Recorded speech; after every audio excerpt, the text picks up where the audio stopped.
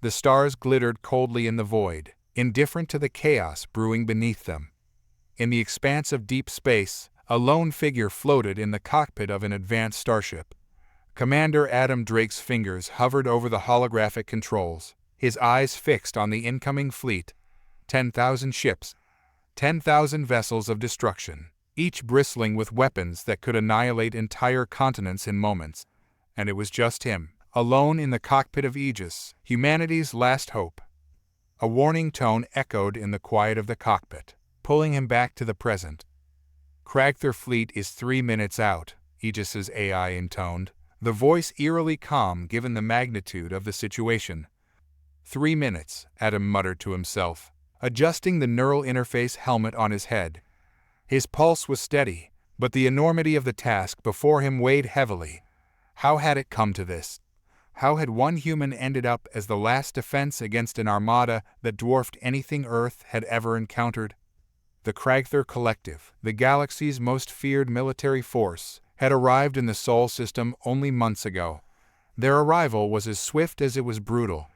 Earth's colonies in the outer solar system were wiped out in the first wave, their orbital defenses crumbling like paper before the advanced Cragther weaponry.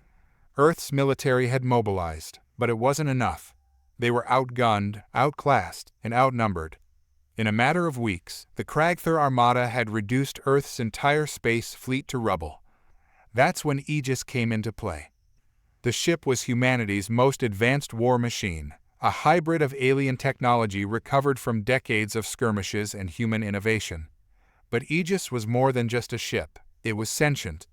The AI, a product of cutting-edge neural networking algorithms and machine learning, had been designed to learn and adapt in real time, evolving as the battle unfolded. It was the only ship capable of keeping up with the Cragther's relentless assault. "Your vitals are spiking, Commander," Aegis's voice pulled Adam from his thoughts. "Shall I administer a sedative?" Adam snorted, shaking his head. "No thanks. I'd like to be awake when we go out in a blaze of glory." The AI was silent for a moment, as if processing the humor. Humor noted. "However, I calculate there is a 32.6% chance we will not perish in the next engagement." Adam raised an eyebrow. "Only 32.6%. Considering the Cragther fleet outnumbers us approximately 10,000 to 1, that is statistically optimistic." Adam allowed himself a grim smile.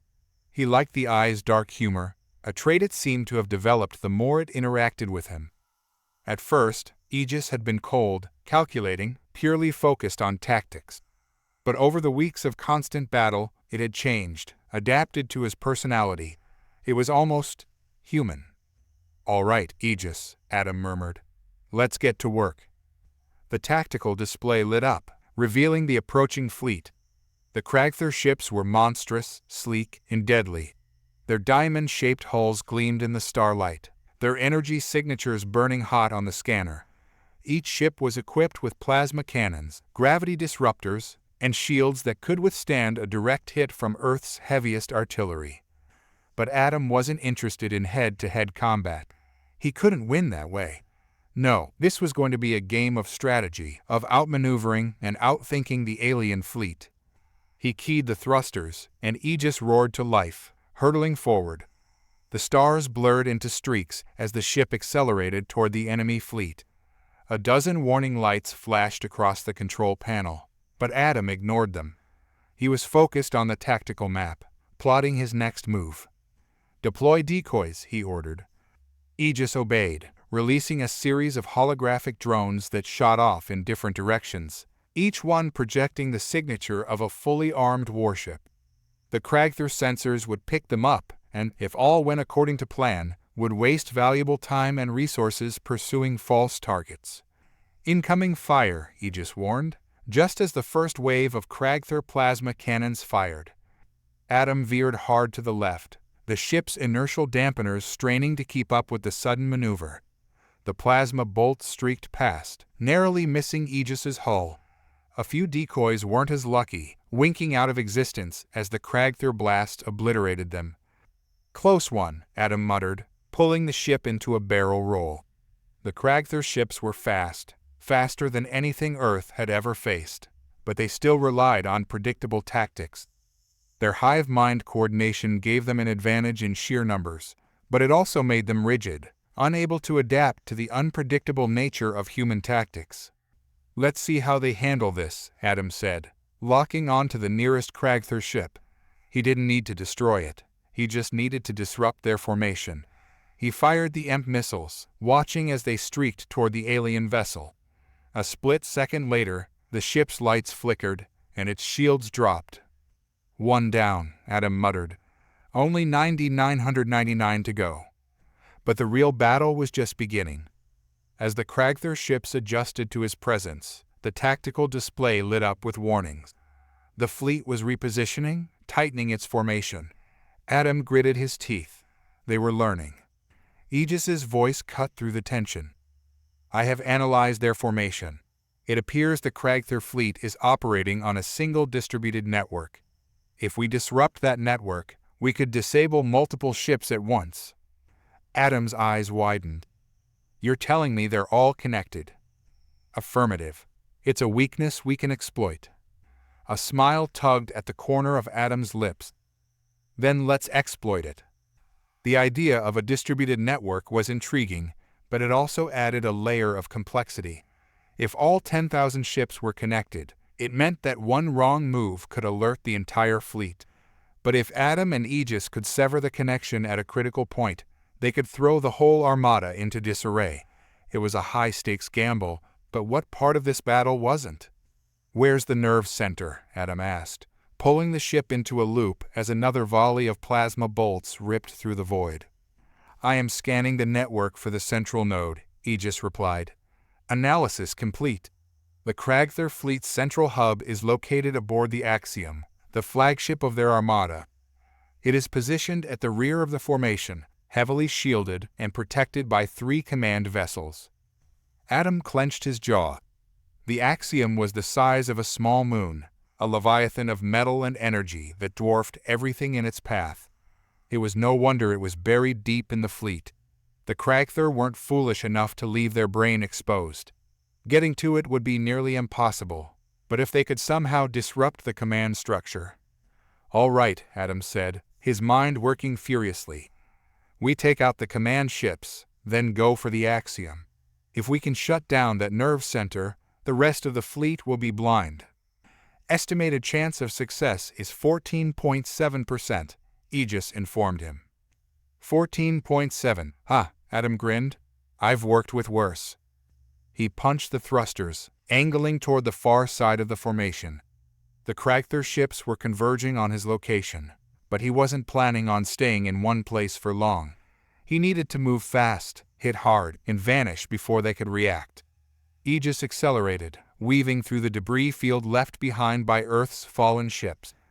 Wreckage floated aimlessly in space, a graveyard of humanity's once proud fleet. Adam's gaze hardened. He wouldn't let their sacrifice be in vain. The first command ship came into view, its black hull gleaming in the starlight. It was larger than the average Kragther vessel, bristling with turrets and shield generators.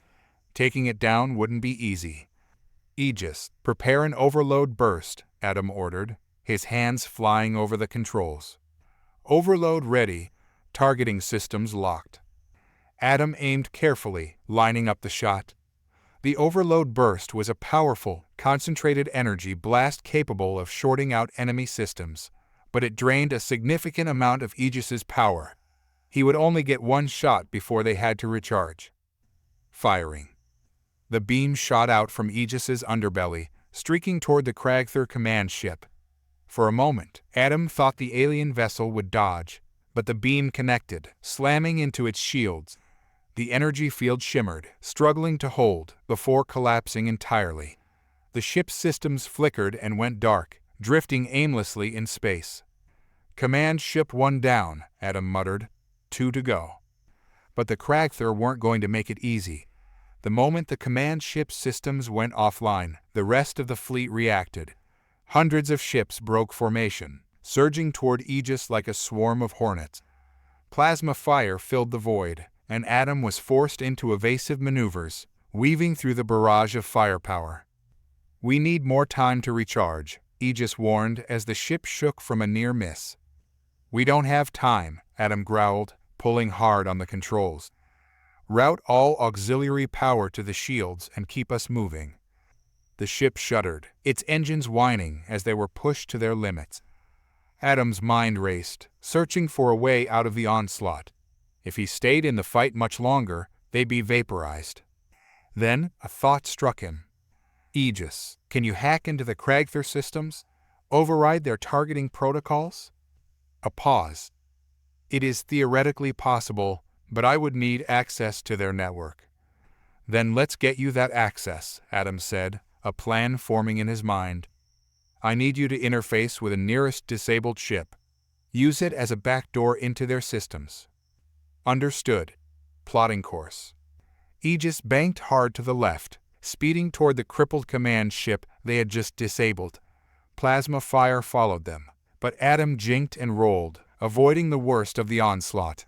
The ship's shields were holding for now. As they approached the drifting command ship, Aegis extended a series of data cables, latching on to the alien vessel's hull. The interface process began immediately, the ship's AI working furiously to break through the Kragther's firewalls. Connection established, Aegis said.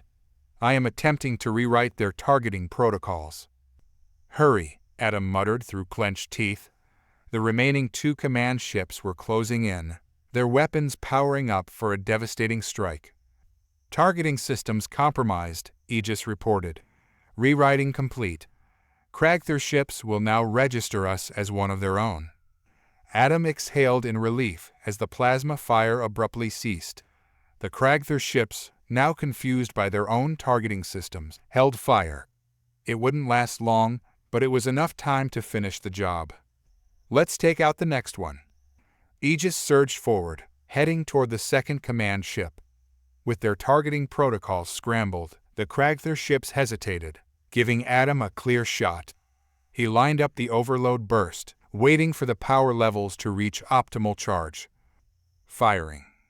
The beam shot out once more, crashing into the command ship's shields. Just like the first, the energy field collapsed, and the ship's systems went dark. 2 down, Adam muttered. 1 more to go. But the Kragther were catching on. The remaining command ship was already repositioning, falling back toward the Axiom. They were going to protect their nerve center at all costs. Looks like they're on to us, Adam said. We're not going to get another easy shot. I am detecting a spike in energy signatures, Aegis warned. The final command ship is preparing to activate a failsafe. Failsafe? Adam frowned. What kind of failsafe? Aegis's tone was grim. It appears they are preparing to detonate their ship. If they self-destruct, the blast will cripple us, and they will have enough time to reinforce the Axiom's defenses. Adam's hands tightened on the controls.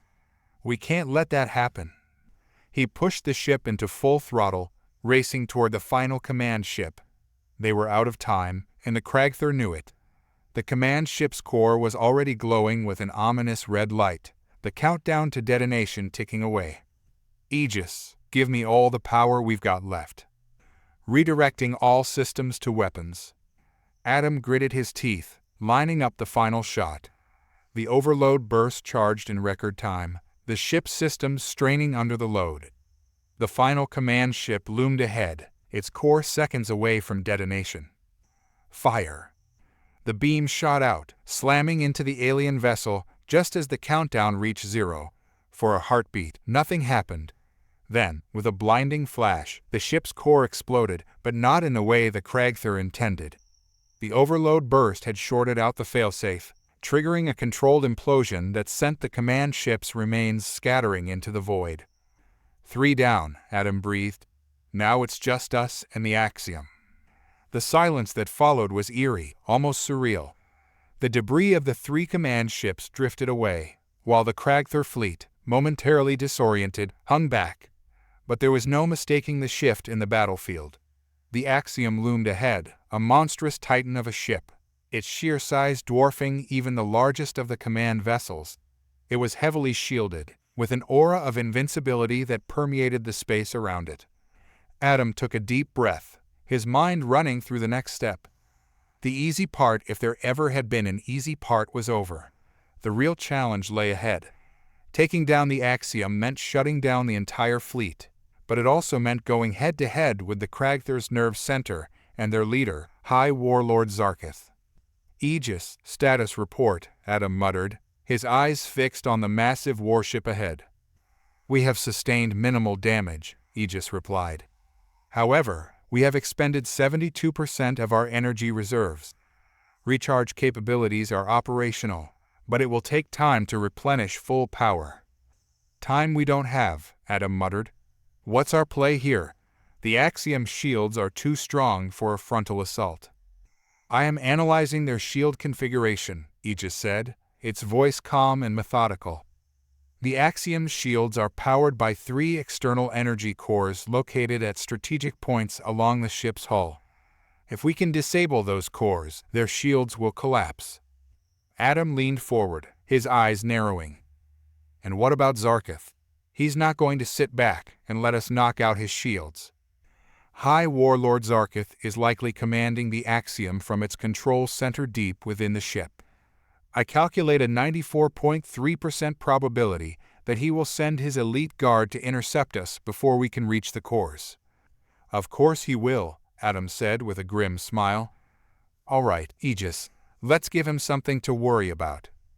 He pushed the ship forward, angling toward the Axiom. The tactical display highlighted the 3 energy cores scattered across the ship's hull. They were heavily guarded by smaller Kragthor ships, each one bristling with firepower. Getting to the cores wouldn't be easy, but it was their only chance. As Aegis neared the first core, Adam's sensors lit up with incoming fire. The Kragthor defenders had noticed them, and they weren't going to let him get close without a fight. Plasma bolts streaked through space, forcing Adam to juke and roll to avoid the barrage. Incoming enemy fighters, Aegis warned, the display lighting up with red blips as the Kragthor launched their interceptors. Can you handle them? Adam asked, his grip tightening on the controls. Affirmative. Engaging defensive measures. The ship's point defense systems activated, spewing streams of laser fire at the incoming fighters. The interceptors were fast and agile, but Aegis's targeting systems were faster. One by one, the alien ships exploded into fiery balls of debris, but there were more coming. We're not going to last long at this pace, Adam muttered. We need to take out that first core. He angled the ship toward the exposed energy core, its glowing blue light pulsing rhythmically like the heartbeat of a giant. The Kragthor ships were converging on it, determined to block his path. Plasma fire lit up the void, and Adam's shields flared as they absorbed hit after hit. Shields at 40%, Aegis warned. We will not survive another direct volley. Then we won't give them the chance, Adam growled. Prepare an EMP burst. We'll knock out the fighters long enough to take out the core. EMP charging. The ship shook as another round of plasma fire slammed into the shields. Adam's knuckles were white on the controls as he pulled the ship into a dive, racing toward the core. The Kragthor fighters closed in, their weapons blazing, but Adam held steady, waiting for the right moment. EMP ready, Aegis reported. Do it. The EMP burst fired, sending a wave of energy rippling through space. The Kragthor fighters' systems flickered and went dark, their ships drifting helplessly in the void. It wouldn't last long, but it was all the time Adam needed. He lined up the shot, his targeting system locking onto the energy core. Firing. The blast from Aegis's main cannon streaked through the darkness, slamming into the core. The blue energy field surrounding it flickered, then collapsed. Sparks erupted from the core's surface as it overloaded, sending a shockwave rippling through the Axiom's shields. Core 1 is down, Adam said, exhaling in relief. 2 more to go. But the Kragthor weren't done yet. The tactical display lit up with warning signals as more enemy ships launched from the Axiom. These were larger, more heavily armored vessels the elite guard Aegis had warned him about. Their weapons were already charging, and they weren't going to fall for the same trick twice. We're going to have to move fast, Adam muttered, angling toward the second core. What's the fastest way to disable it? Based on their current formation, I recommend a direct approach, Aegis replied. However, we must anticipate increased resistance. Adam nodded, his mind working furiously. The elite guard was closing in, and the remaining 2 cores were heavily guarded. He couldn't take them head-on, not without getting torn to shreds. He needed a distraction. Aegis, deploy the remaining decoys. Let's make them think we're everywhere. Deploying decoys. Holographic ships flickered into existence, each one mimicking Aegis's signature. The Kragther sensors picked them up immediately, and their fleet split off to pursue the false targets. It bought Adam a few precious seconds to make his move. He dove toward the second core, dodging plasma fire as the elite guard adjusted to the decoys. The core glowed ominously, surrounded by thick armor plating and heavy turrets.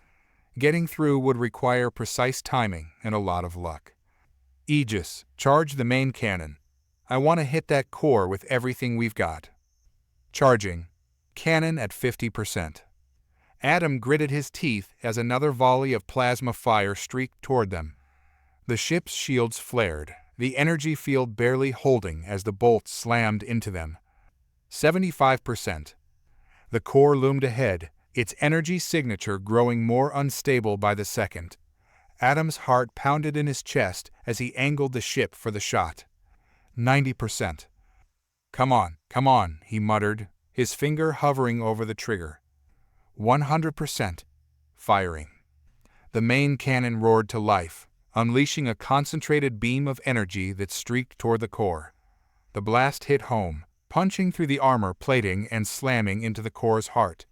A moment later, the core erupted in a massive explosion, sending shockwaves rippling through the Axiom's shields. Core 2 is down, Aegis reported. But before Adam could celebrate, the tactical display lit up with a new warning.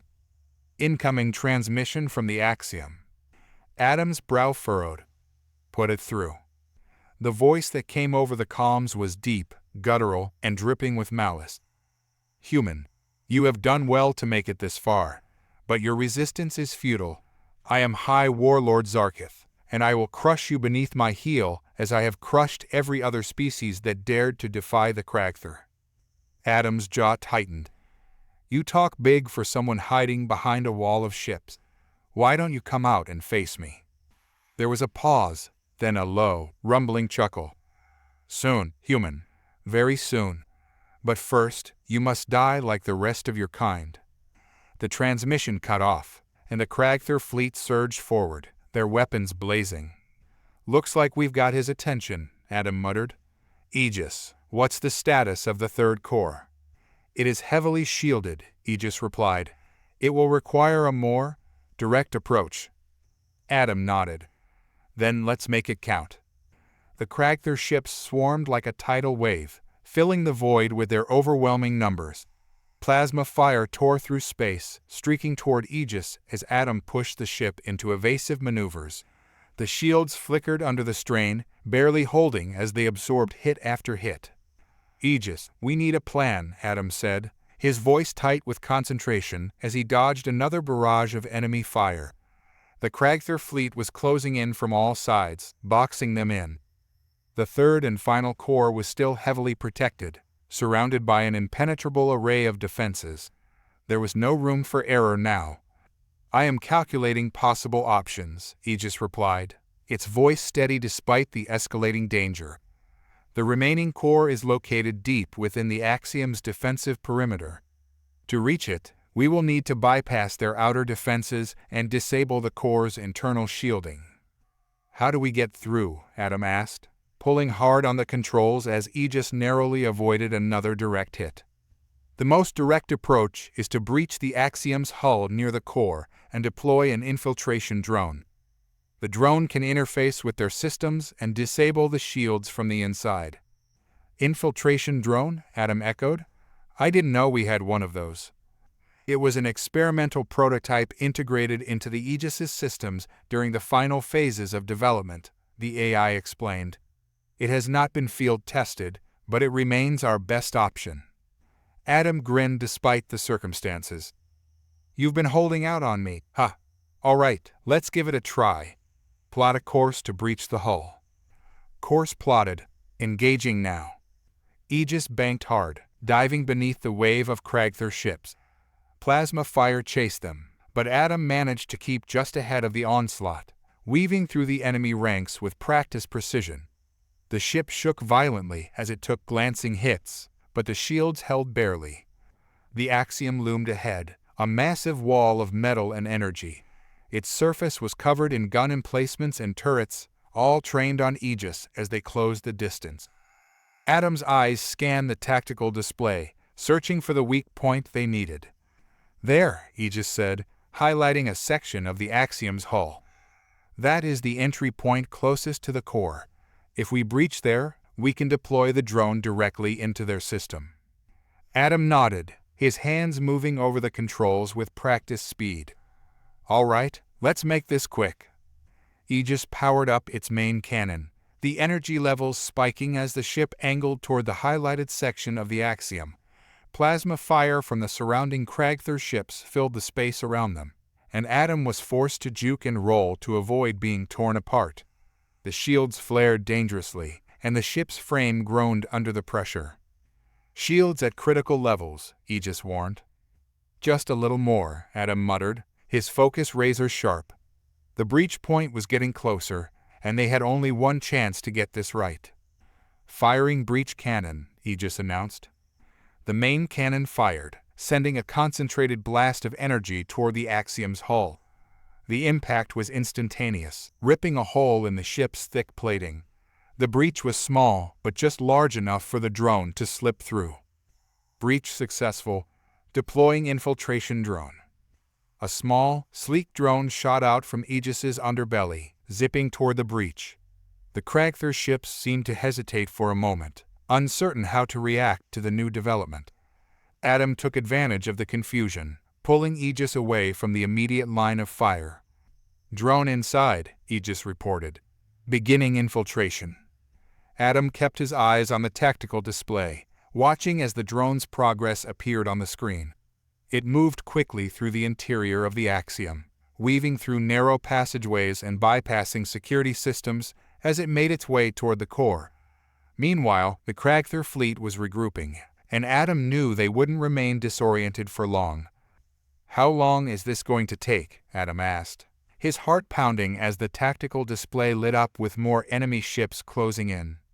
Infiltration is proceeding, Aegis replied. The drone will reach the core in approximately 90 seconds. That's a long 90 seconds, Adam muttered, pulling Aegis into another evasive maneuver as plasma fire lit up the space around them. The Kragther ships were getting more aggressive, their weapon systems coordinating in perfect sync as they tried to pin down Aegis. The tactical display flashed red as the first warning klaxon went off. Shields down to 15%, Aegis warned. We cannot sustain this level of damage. Adam gritted his teeth. Just hold it together a little longer. The drone's signal on the tactical map inched closer to the core, its progress painfully slow as the Kragther fleet closed in from all sides. Adam's hands were a blur on the controls as he pushed Aegis into tighter and tighter evasive maneuvers, but it was getting harder to dodge the incoming fire. The Kragther ships were closing the noose. The second klaxon blared. Shields down to 5%. Hull breach imminent. Adam's eyes flicked between the tactical display and the incoming ships. Aegis, can you boost the shields? Divert power from non-essential systems. Diverting power, Aegis replied, its voice as calm as ever. Shields stabilized at 10%, but this is only temporary. We will not survive much longer. Come on, Adam muttered, watching the drone's progress with growing anxiety. Finally, the drone reached the core. Infiltration complete, Aegis reported, disabling internal shields now. Adam's heart leaped as the tactical display showed the internal shields around the core dropping. That's it, he shouted. Now, let's blow that core. Aegis redirected power to the main cannon, the energy levels spiking as they lined up the shot. The Kragther ships were closing in fast, their plasma weapons glowing ominously as they prepared for the final strike. Firing. The main cannon fired, the blast streaking toward the exposed core. It hit dead center, and for a moment, nothing happened. Then, with a blinding flash, the core erupted in a massive explosion, sending shockwaves rippling through the Axiom's hull. The ship's shields collapsed entirely, and the Kragther fleet faltered, their formation breaking apart. "The Axiom's shields are down," Aegis reported. "We have a clear shot at the central command node." Adam exhaled, his hands shaking slightly from the tension. "Good. Let's end this." He angled the ship toward the heart of the Axiom, where High Warlord Zarkith waited. The Kragther fleet was still disoriented from the core's destruction, but they were regrouping quickly. Adam knew this was their only chance to strike. "All power to weapons," Adam ordered. "Let's make sure Zarkith feels this one." "Redirecting all power to weapon systems," Aegis confirmed. The Axiom loomed ahead, its massive structure scarred and damaged from the recent explosion. The command node was deep within the ship's core, surrounded by layers of reinforced armor and defensive systems. It was the nerve center of the Kragther fleet, the place where Zarkith controlled his vast armada. As they closed the distance, a new transmission came through. Zarkith's voice was cold, furious. "You think you've won, human? You are nothing. I will grind you into dust." Adam's jaw tightened. "You talk too much, Zarkith." With a final surge of power, Aegis's main cannon fired, the beam streaking toward the Axiom's command node. The blast hit home, punching through the armor and slamming into the heart of the Kragther command center. The explosion that followed was cataclysmic, sending shockwaves rippling through space. For a moment, everything was silent. Then, one by one, the Kragther ships began to falter. Without the command node to coordinate their actions, the fleet's movements became erratic, disorganized. "It's over," Adam whispered, his eyes fixed on the drifting remains of the Axiom. "We did it." The aftermath of the explosion left a haunting quiet across the battlefield. The once unstoppable Kragther fleet, now crippled without its nerve center, drifted aimlessly in the void. Some ships collided with each other, while others floated helplessly, their systems malfunctioning without the guidance of the hive mind that had once coordinated their every move. Adam sat back in his seat, his chest heaving as the tension slowly drained from his body. They had done it. Against all odds, they had brought down the Axiom, and with it, the Kragther armada. But there was little time to celebrate. "Aegis, what's the status of the remaining ships?" Adam asked, his voice still rough from the adrenaline coursing through his veins. "Kragther ships are operating at minimal capacity," Aegis reported, the tactical display flickering as it updated with real-time data. "Their systems are failing, and their coordination has been reduced to less than 12% efficiency. However, there are still several ships that remain fully operational." "Figures," Adam muttered, running a hand through his sweat-drenched hair. "They're not going to go down without a fight." He knew that even a few Kragther ships, left unchecked, could still be a threat. The last thing Earth needed was for a handful of survivors to regroup and return with reinforcements. This battle had to end here. "Plot a course to take out the remaining high-priority targets," Adam ordered, already pulling the ship around to face the scattered Kragther vessels. "We're not leaving until every one of them is neutralized." "Understood," Aegis replied. Course plotted. The ship's thrusters roared to life, and Adam pushed Aegis forward, weaving through the debris field left behind by the battle. The Kragther ships were in disarray, their formation broken, but they were still dangerous. Plasma fire lit up the darkness as a few of the operational ships attempted to rally and mount a counteroffensive. "They don't know when to quit," Adam muttered, his fingers tightening around the controls. "Let's finish this." He targeted the nearest Kragther warship, a sleek, dagger-shaped vessel bristling with weapons. The ship's plasma cannons were still active, and Adam could see the telltale glow of their weapons charging for another volley. "Aegis, take out their weapon systems," Adam ordered. Targeting weapon systems, firing. Aegis's main cannon roared to life, sending a concentrated beam of energy toward the Kragther ship. The blast hit the alien vessel square in the side, tearing through its armor and detonating its weapons bay in a fiery explosion. The Kragther ship shuddered, its plasma cannons going dark as it drifted helplessly in space. "One down," Adam muttered, already moving on to the next target. The battle became a methodical cleanup operation. With the Axiom destroyed, the Kragther ships were easy prey. One by one, Adam picked them off, his ship moving like a predator through the chaos. Each blast from Aegis's main cannon sent another Kragther vessel spiraling into oblivion. 3 remaining ships, Aegis reported after what felt like an eternity. All are heavily damaged and incapable of offensive maneuvers.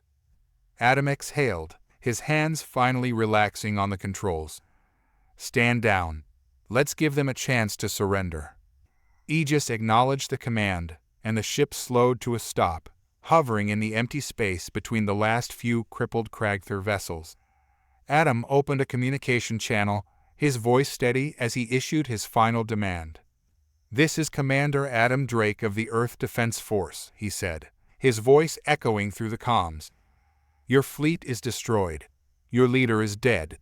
Surrender now, and you will be treated according to the rules of war. Resist, and you will be destroyed." There was a long, tense silence. Adam's eyes remained fixed on the remaining ships, his finger hovering over the trigger, ready to fire at the slightest sign of aggression. The Kragther weren't known for their mercy. It was entirely possible they would choose to go down fighting rather than submit to a human victor. But then, the lights on the nearest Kragther ship dimmed. Its weapons powered down, followed by the others. "They're standing down," Aegis confirmed. Adam let out a breath he didn't realize he'd been holding. "Good. Send a signal to Earth. Let them know the Kragther threat is over." Message sent. For a moment, Adam allowed himself to relax, slumping back in his seat as the enormity of what they'd just accomplished began to sink in. The Kragther fleet, the greatest threat humanity had ever faced, was in ruins. Earth was safe for now. But even as he let his guard down, a sense of unease crept into his mind. Something didn't feel right. "Aegis," Adam said slowly, his brow furrowing. "Are we picking up any unusual signals?" "Scanning," Aegis replied, its tone neutral. "I am detecting residual energy signatures from the Axiom's remains. However, I am unable to identify their origin." Adam's fingers tightened on the controls. "Residual energy?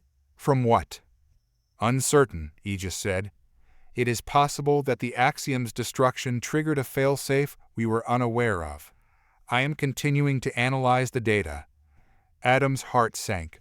A failsafe, of course. The Kragther wouldn't let their nerve center be destroyed without some kind of contingency plan. But what kind of plan, and how much time did they have? "Put the Axiom's remains on the main display," Adam ordered, his eyes scanning the wreckage on the tactical map. The massive ship had been torn apart by the explosion, but even in its broken state, it was a terrifying sight. Pieces of its hull floated in the void, glowing faintly with residual energy. As Adam watched, something caught his eye. A small, dark shape, barely visible among the debris, moving slowly but deliberately. "Aegis," Adam said, his voice tense. "What is that?" "Analyzing now," Aegis replied. "It appears to be an escape pod."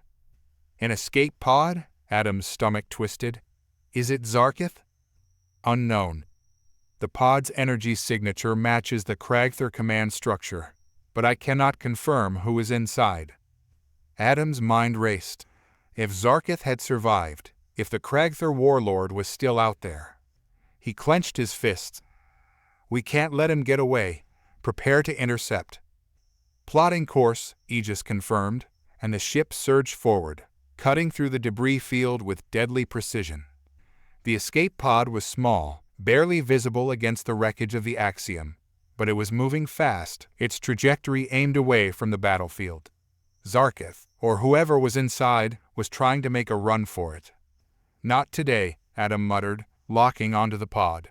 "Let's finish this."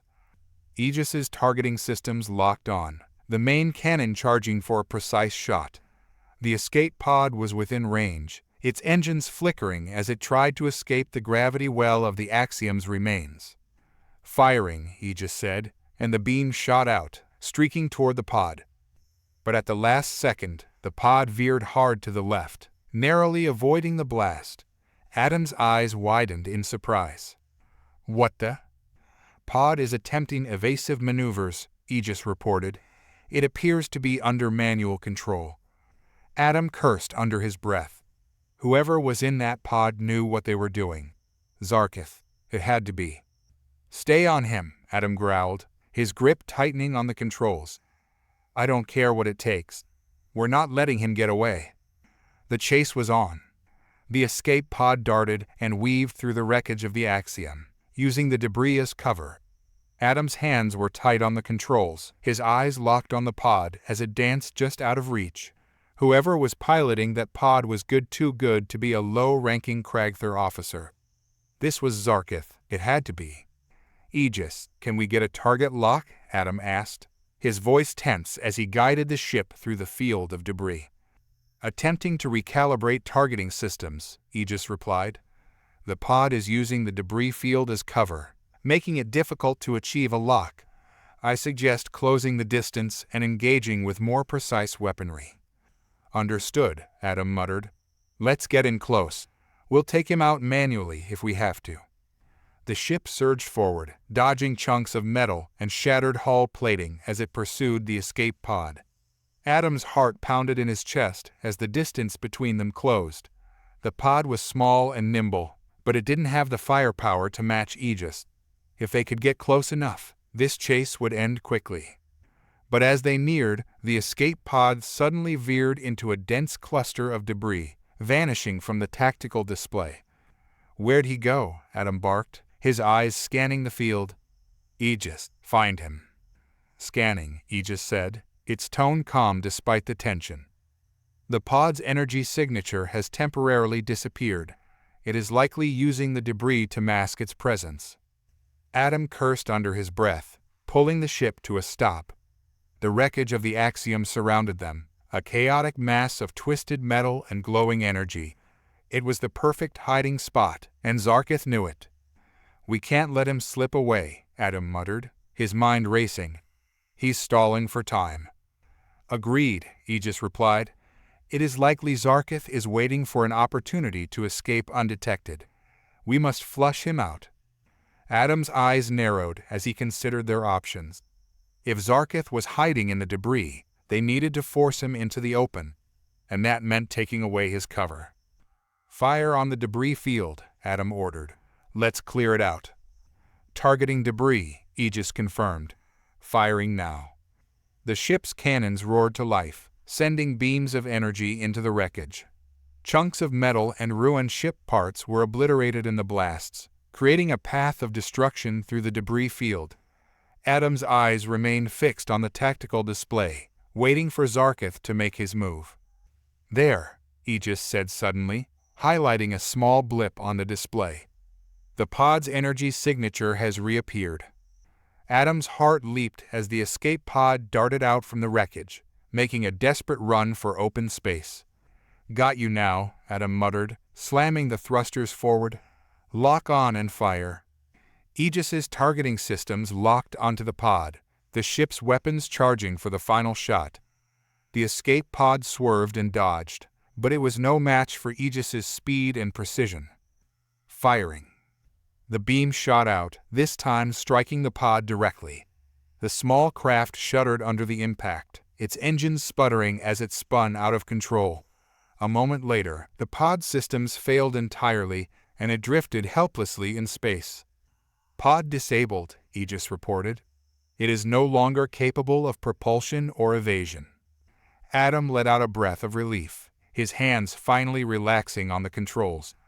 "All right, let's bring it in." Aegis extended a grappling arm, latching onto the disabled escape pod and pulling it toward the ship. Adam stood from his seat, his heart still pounding as he moved to the rear of the ship, where the docking bay was already preparing to receive the pod. The hatch opened with a hiss, and Adam stepped inside the bay, his eyes fixed on the pod as it was pulled into the ship. The small craft was battered and scorched from the battle, its hull barely holding together, but it was still intact. Adam approached cautiously, his hand resting on the blaster at his side. He wasn't taking any chances. If Zarkith was inside, there was no telling what the Kragther warlord might do. "Aegis, scan the pod for life signs," Adam ordered. "Scanning," the AI replied. "I am detecting one life form inside the pod. It matches the physiological signature of High Warlord Zarkith." Adam's jaw tightened. "Open the pod." Aegis activated the release mechanism, and the pod's hatch slowly opened with a groan. Adam's blaster was already drawn. His eyes narrowed as he stepped forward, ready for anything. Inside the pod, slumped in the pilot's seat, was Zarkith. The Kragther warlord was a towering figure, even seated. His dark, chitinous armor gleamed faintly in the low light, and his glowing yellow eyes burned with hatred as he looked up at Adam. Despite the damage to his pod and the defeat of his fleet, Zarkith still exuded an aura of power and menace. "You've lost," Adam said coldly, keeping his blaster trained on Zarkith. "Your fleet is destroyed. It's over." Zarkith's lips curled into a sneer. "Is it, human? Do you truly believe this is the end?" Adam frowned, his finger hovering over the trigger. "What are you talking about?" Zarkith let out a low, rumbling chuckle. "You may have destroyed the fleet, but the Kragther are more than ships and weapons. We are an empire. We are endless, and we will rise again." Adam's eyes narrowed.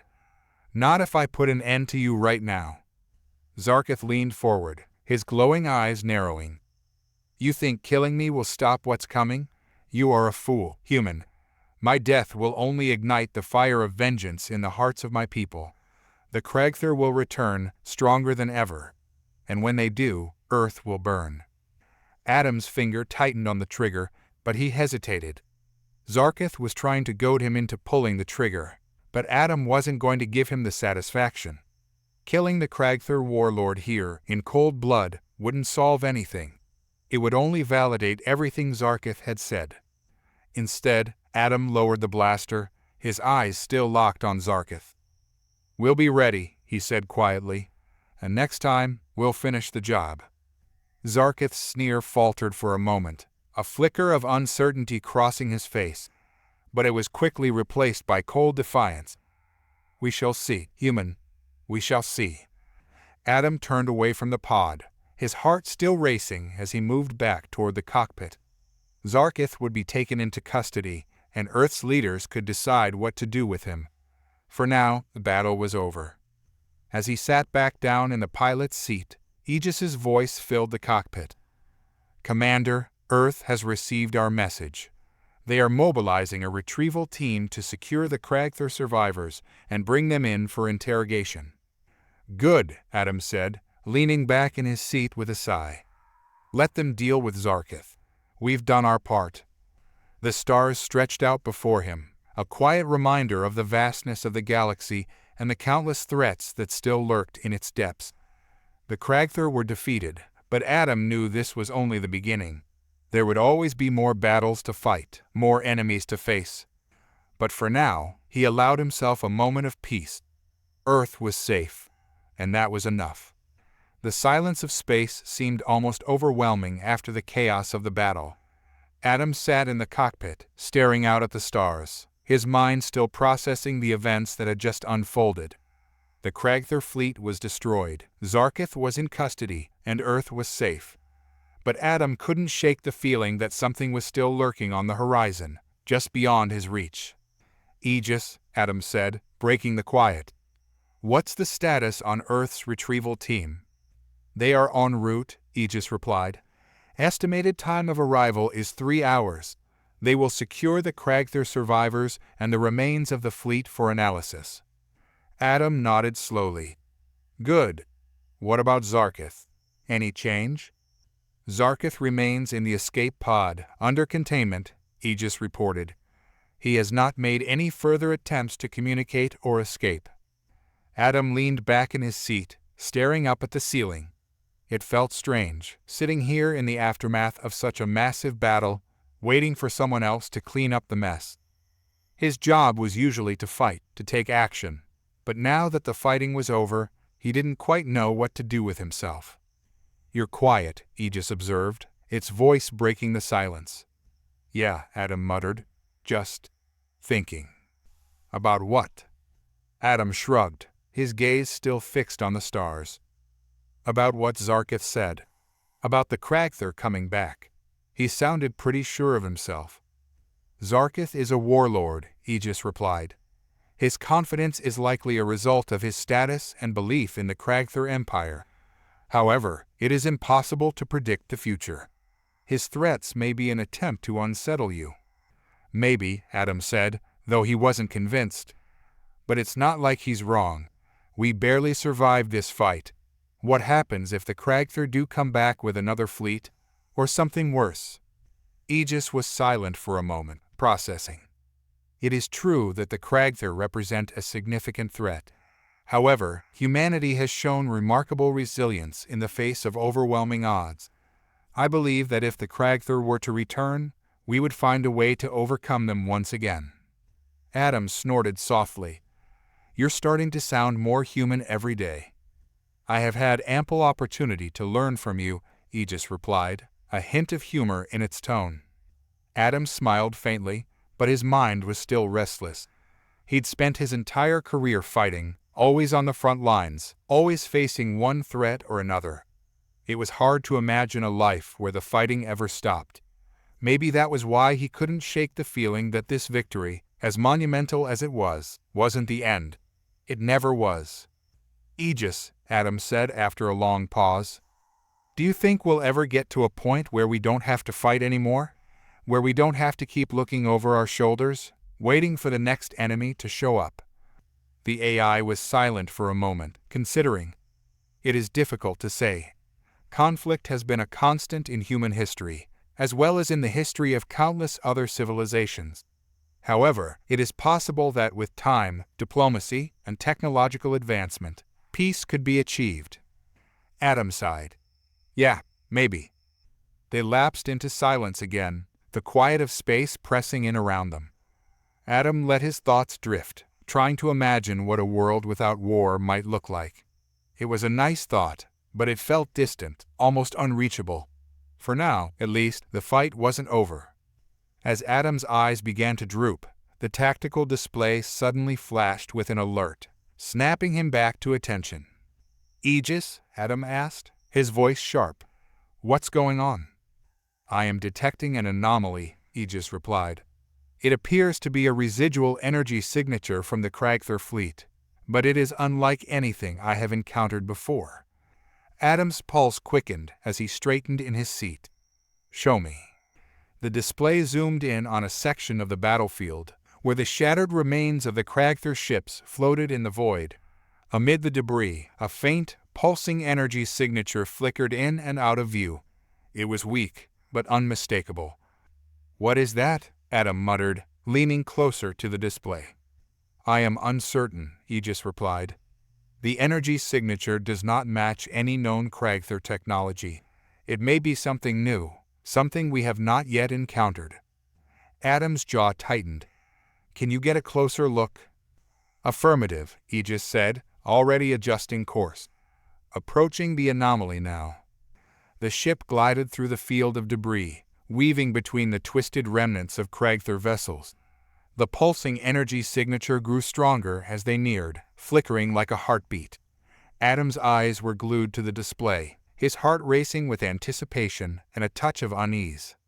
As they closed the distance, the source of the anomaly came into view. It was small, almost unnoticeable among the wreckage.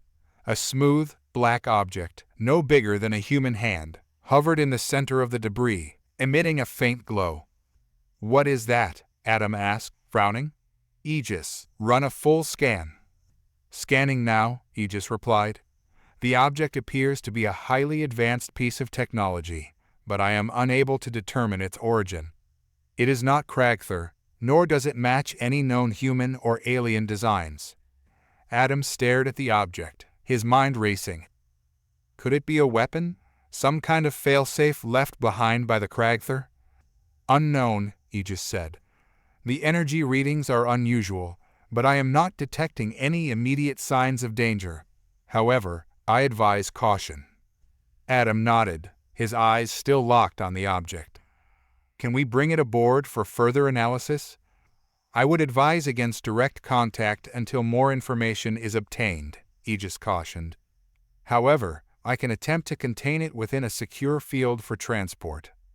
Do it, Adam said, his gut telling him that whatever this object was, it was important, possibly even more important than the destruction of the Kragther fleet.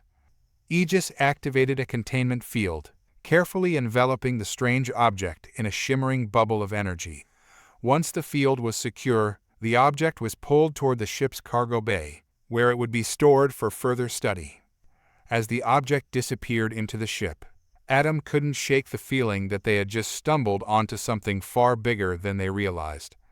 Aegis, Adam said quietly, his voice laced with unease. Keep a close eye on that thing. I don't want any surprises. Understood, Aegis replied. The object will remain under constant surveillance. Adam leaned back in his seat, his mind still racing. The battle with the Kragther might be over, but something told him that this was only the beginning of a much larger story. Whatever that object was, it held answers that could change everything. And Adam wasn't sure he was ready for what those answers might reveal.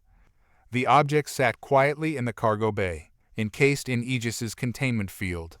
It hadn't moved or shown any signs of activity since it was brought aboard, but Adam couldn't shake the growing tension in his chest. His instincts told him there was more to this strange device than met the eye. Aegis, how's the containment holding? Adam asked, breaking the silence as he stared at the tactical display. Containment field is stable, Aegis replied. The object has not emitted any harmful energy signatures or attempted to breach containment. Adam nodded slowly, leaning back in his chair. Still no idea what it is. I have run several scans, but none have provided definitive results, Aegis said. The object's material composition is highly unusual. It does not match any known elements or alloys in the database. Adam frowned, drumming his fingers on the armrest. What about its energy output? Is it dangerous? The energy output is minimal, Aegis replied. It is possible that the object is dormant, or in a state of low power. However, I cannot guarantee that it will remain in this state indefinitely. Adam's mind raced. They had to make a decision, and fast. The longer they kept this thing aboard, the greater the risk. But at the same time, there was something about it, something that felt important. It didn't seem like a weapon, at least not in the traditional sense. But what if it was a key, or a tool of some kind? Aegis, is there any way we can interface with the object? Adam asked, his voice careful. Aegis hesitated for a moment before responding. It is theoretically possible to attempt a low-level interface, but the risks are significant. We have no knowledge of the object's internal systems or potential defenses. Any attempt to interact with it could trigger an unintended reaction. Adam let out a slow breath, weighing his options.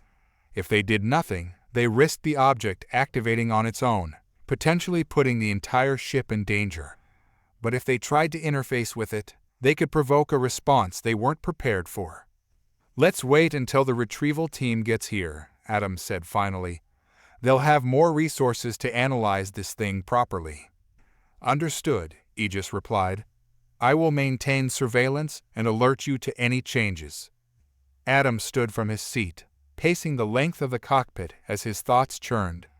The Kragther fleet was gone, but this object felt like a loose end, a dangerous, unpredictable loose end, and if Zarkith had left it behind as some kind of failsafe, there was no telling what it was capable of. As he walked, the comms crackled to life with an incoming transmission. Commander Drake, this is Lieutenant Harris with the Earth Retrieval Team. We're approaching your coordinates now. Please confirm the situation. Adam tapped the comms panel, grateful for the distraction. Lieutenant, good to hear from you. We've secured the battlefield and neutralized all remaining threats. We're holding position and awaiting your team. Copy that, Commander, Harris replied. We'll be docking with your ship in approximately 20 minutes. Do you have any prisoners or survivors? Adam's gaze flicked to the rear of the ship, where Zarkith remained contained in the escape pod. We've got one high-value prisoner, High Warlord Zarkith himself. There was a brief pause on the other end of the line before Harris responded, a note of surprise in his voice. Zarkith?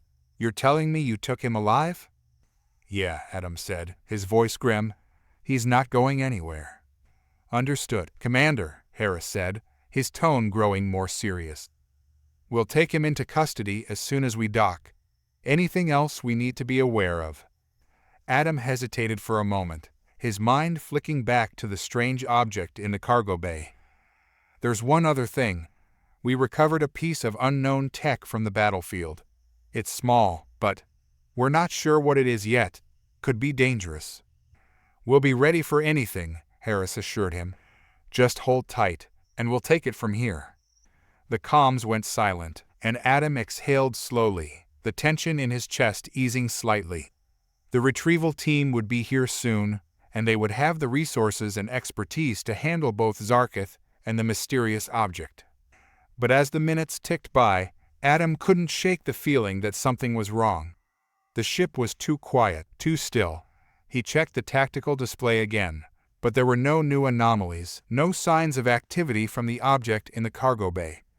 Aegis, give me a status update, Adam said, breaking the silence. All systems are nominal, Aegis replied. The object remains contained. No changes detected. Adam nodded, but his unease lingered. He walked to the rear of the ship, his footsteps echoing in the empty corridor as he approached the cargo bay. The door slid open with a quiet hiss, revealing the containment field and the strange object floating inside. It looked harmless enough. Just a small, black, oblong device, no bigger than a handheld tool. But there was something about the way it pulsed with faint energy, something that made Adam's skin prickle with unease. He stepped closer, his eyes narrowing as he studied the object. Aegis, are we sure this thing is secure? Containment field is stable, Aegis replied. There is no indication that the object is attempting to breach containment or power up. Adam exhaled, forcing himself to relax.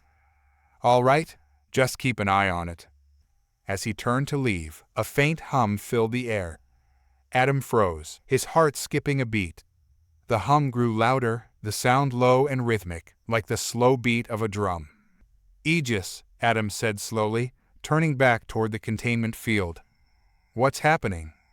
I am detecting a sudden increase in energy output from the object, Aegis replied, its voice tense. The energy levels are rising rapidly. It appears the object is waking up. Adam's blood ran cold as he watched the object begin to glow brighter, its pulsing energy quickening. The containment field flickered, struggling to maintain its hold as the object's power surged. Shut it down, Adam barked. Whatever it's doing, stop it. I am attempting to stabilize the containment field, Aegis said. However, the object's energy output is exceeding the field's capacity. I am unable to contain it. Adam's heart pounded in his chest as the object's glow intensified, filling the cargo bay with a harsh, blinding light. The hum had become a deafening roar, vibrating through the walls of the ship. Aegis, what do we do? Adam shouted over the noise. I recommend immediate evacuation, Aegis replied, its voice strained.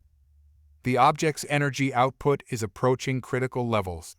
If it continues to escalate, it may trigger a catastrophic event. Adam's mind raced. There was no time to think, no time to weigh the risks. He had to act now. Evacuate the cargo bay, Adam ordered. Eject the object into space. Understood, Aegis replied, ejecting now. The containment field collapsed, and the ship's emergency systems kicked in. The cargo bay doors slid open, and the object was sucked out into the vacuum of space, its blinding glow still pulsing with raw energy. Adam barely had time to catch his breath before the object detonated. The explosion was unlike anything Adam had ever seen. It wasn't a traditional blast, there was no fire, no shockwave. Instead, the object seemed to collapse in on itself, warping the very fabric of space around it.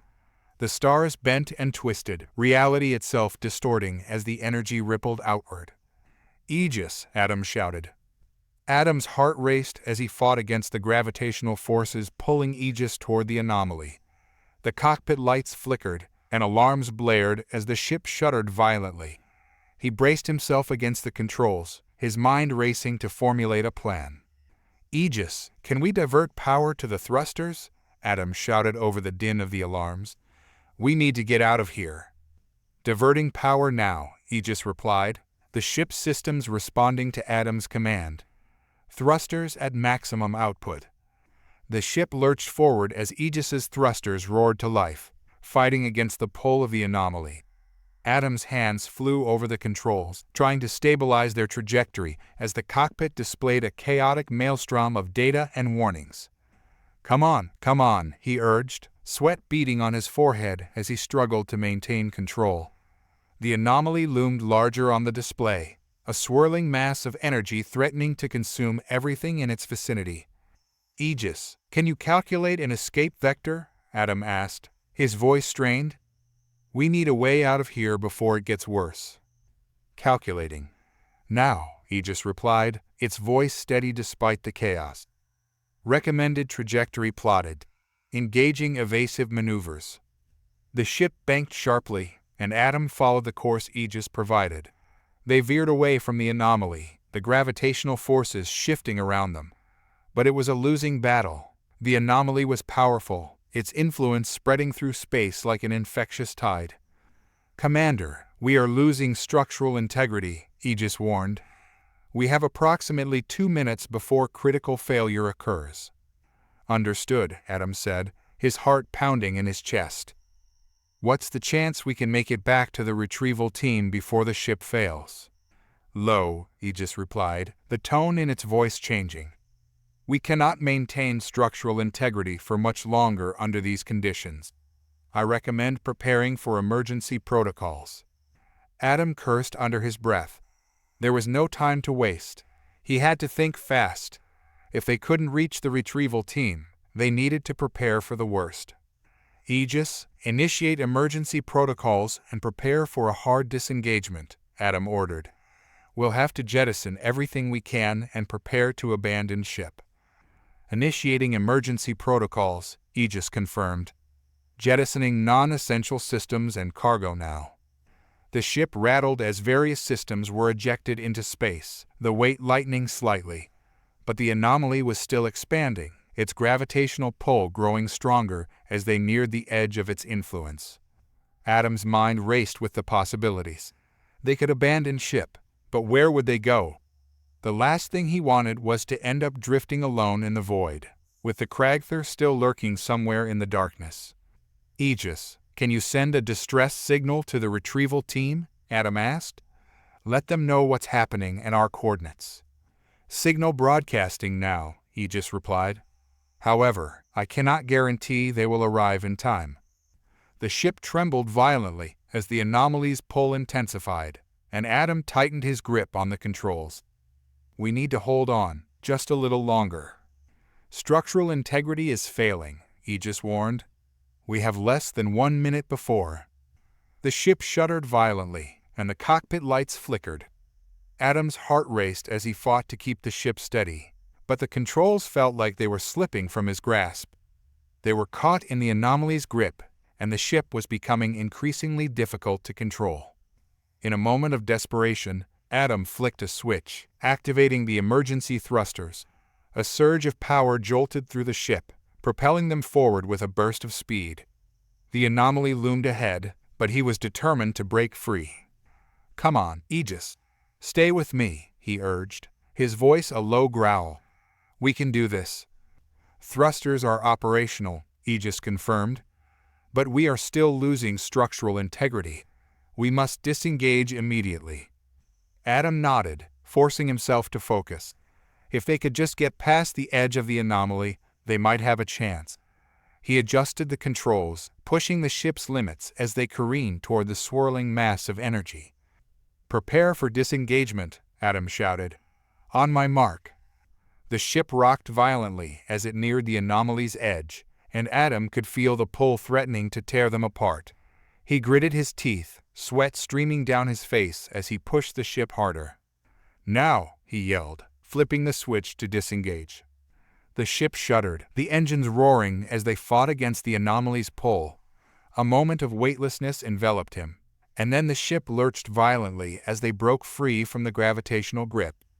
The darkness of space enveloped them as the anomaly exploded behind them, sending out a shockwave that rattled Aegis to its core. Adam gasped, breathless as he regained control of the ship. He glanced at the tactical display, which showed the aftermath of the explosion, a swirling mass of energy and debris left in the wake of their narrow escape. "Status report," Adam shouted, his heart pounding in his chest.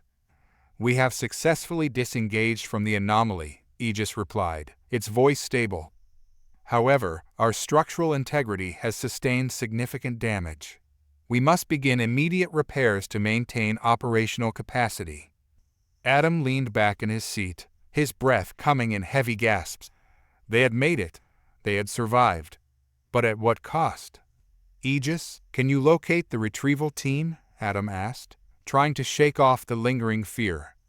"Attempting to establish contact now," Aegis replied.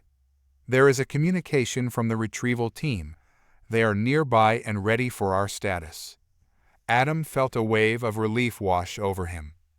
"Put it through." The comms crackled to life as Lieutenant Harris's voice came through, steady and calm. "Commander Drake, this is Lieutenant Harris. We received your distress signal. What is your status?" "We had a situation with an anomaly following the engagement," Adam replied, keeping his voice steady. "We managed to escape, but Aegis is damaged. We'll need assistance." "Copy that. We're en route to your coordinates now. Prepare for docking procedures," Harris said, a note of urgency creeping into his voice. "Is the Kragther warlord secure?" "Yes, Zarketh is in the escape pod," Adam confirmed. "And we recovered something else, a strange object from the battlefield. I don't know what it is, but it seems to be tied to the anomaly." Harris paused, the weight of Adam's words settling between them. "Understood. We'll need to assess the situation as soon as we're aboard." As the retrieval team's ship approached, Adam took a deep breath, finally allowing himself a moment of relief. They had survived the Kragther threat, faced down an anomaly, and lived to tell the tale. But as he looked out into the vast expanse of space, he knew this wasn't over. The object they had recovered, the remnants of the Kragther fleet, there were questions that needed answering, and he had a feeling that this was just the beginning. The retrieval team docked with Aegis, the familiar sounds of their ship's systems filling the air. Adam prepared himself for the next phase of this mission, knowing that whatever lay ahead would shape the future of humanity and its place in the galaxy. And as he stared into the endless void of space, he couldn't help but feel that the battle for survival was far from over. The view from the observation deck was breathtaking, a sprawling tapestry of blue and green against the backdrop of the infinite black void of space. Earth was a sight Adam Drake had always found solace in, but as he gazed down at his home planet, his mind was consumed with the weight of recent events. The Kragther fleet was destroyed, but the ramifications of that victory were just beginning to unfold. Adam turned away from the viewport, running a hand through his disheveled hair. The war with the Kragther had ended, but the scars it left behind were still fresh. Zarketh, the High Warlord, had been taken into custody, but the political fallout was just beginning to rear its head.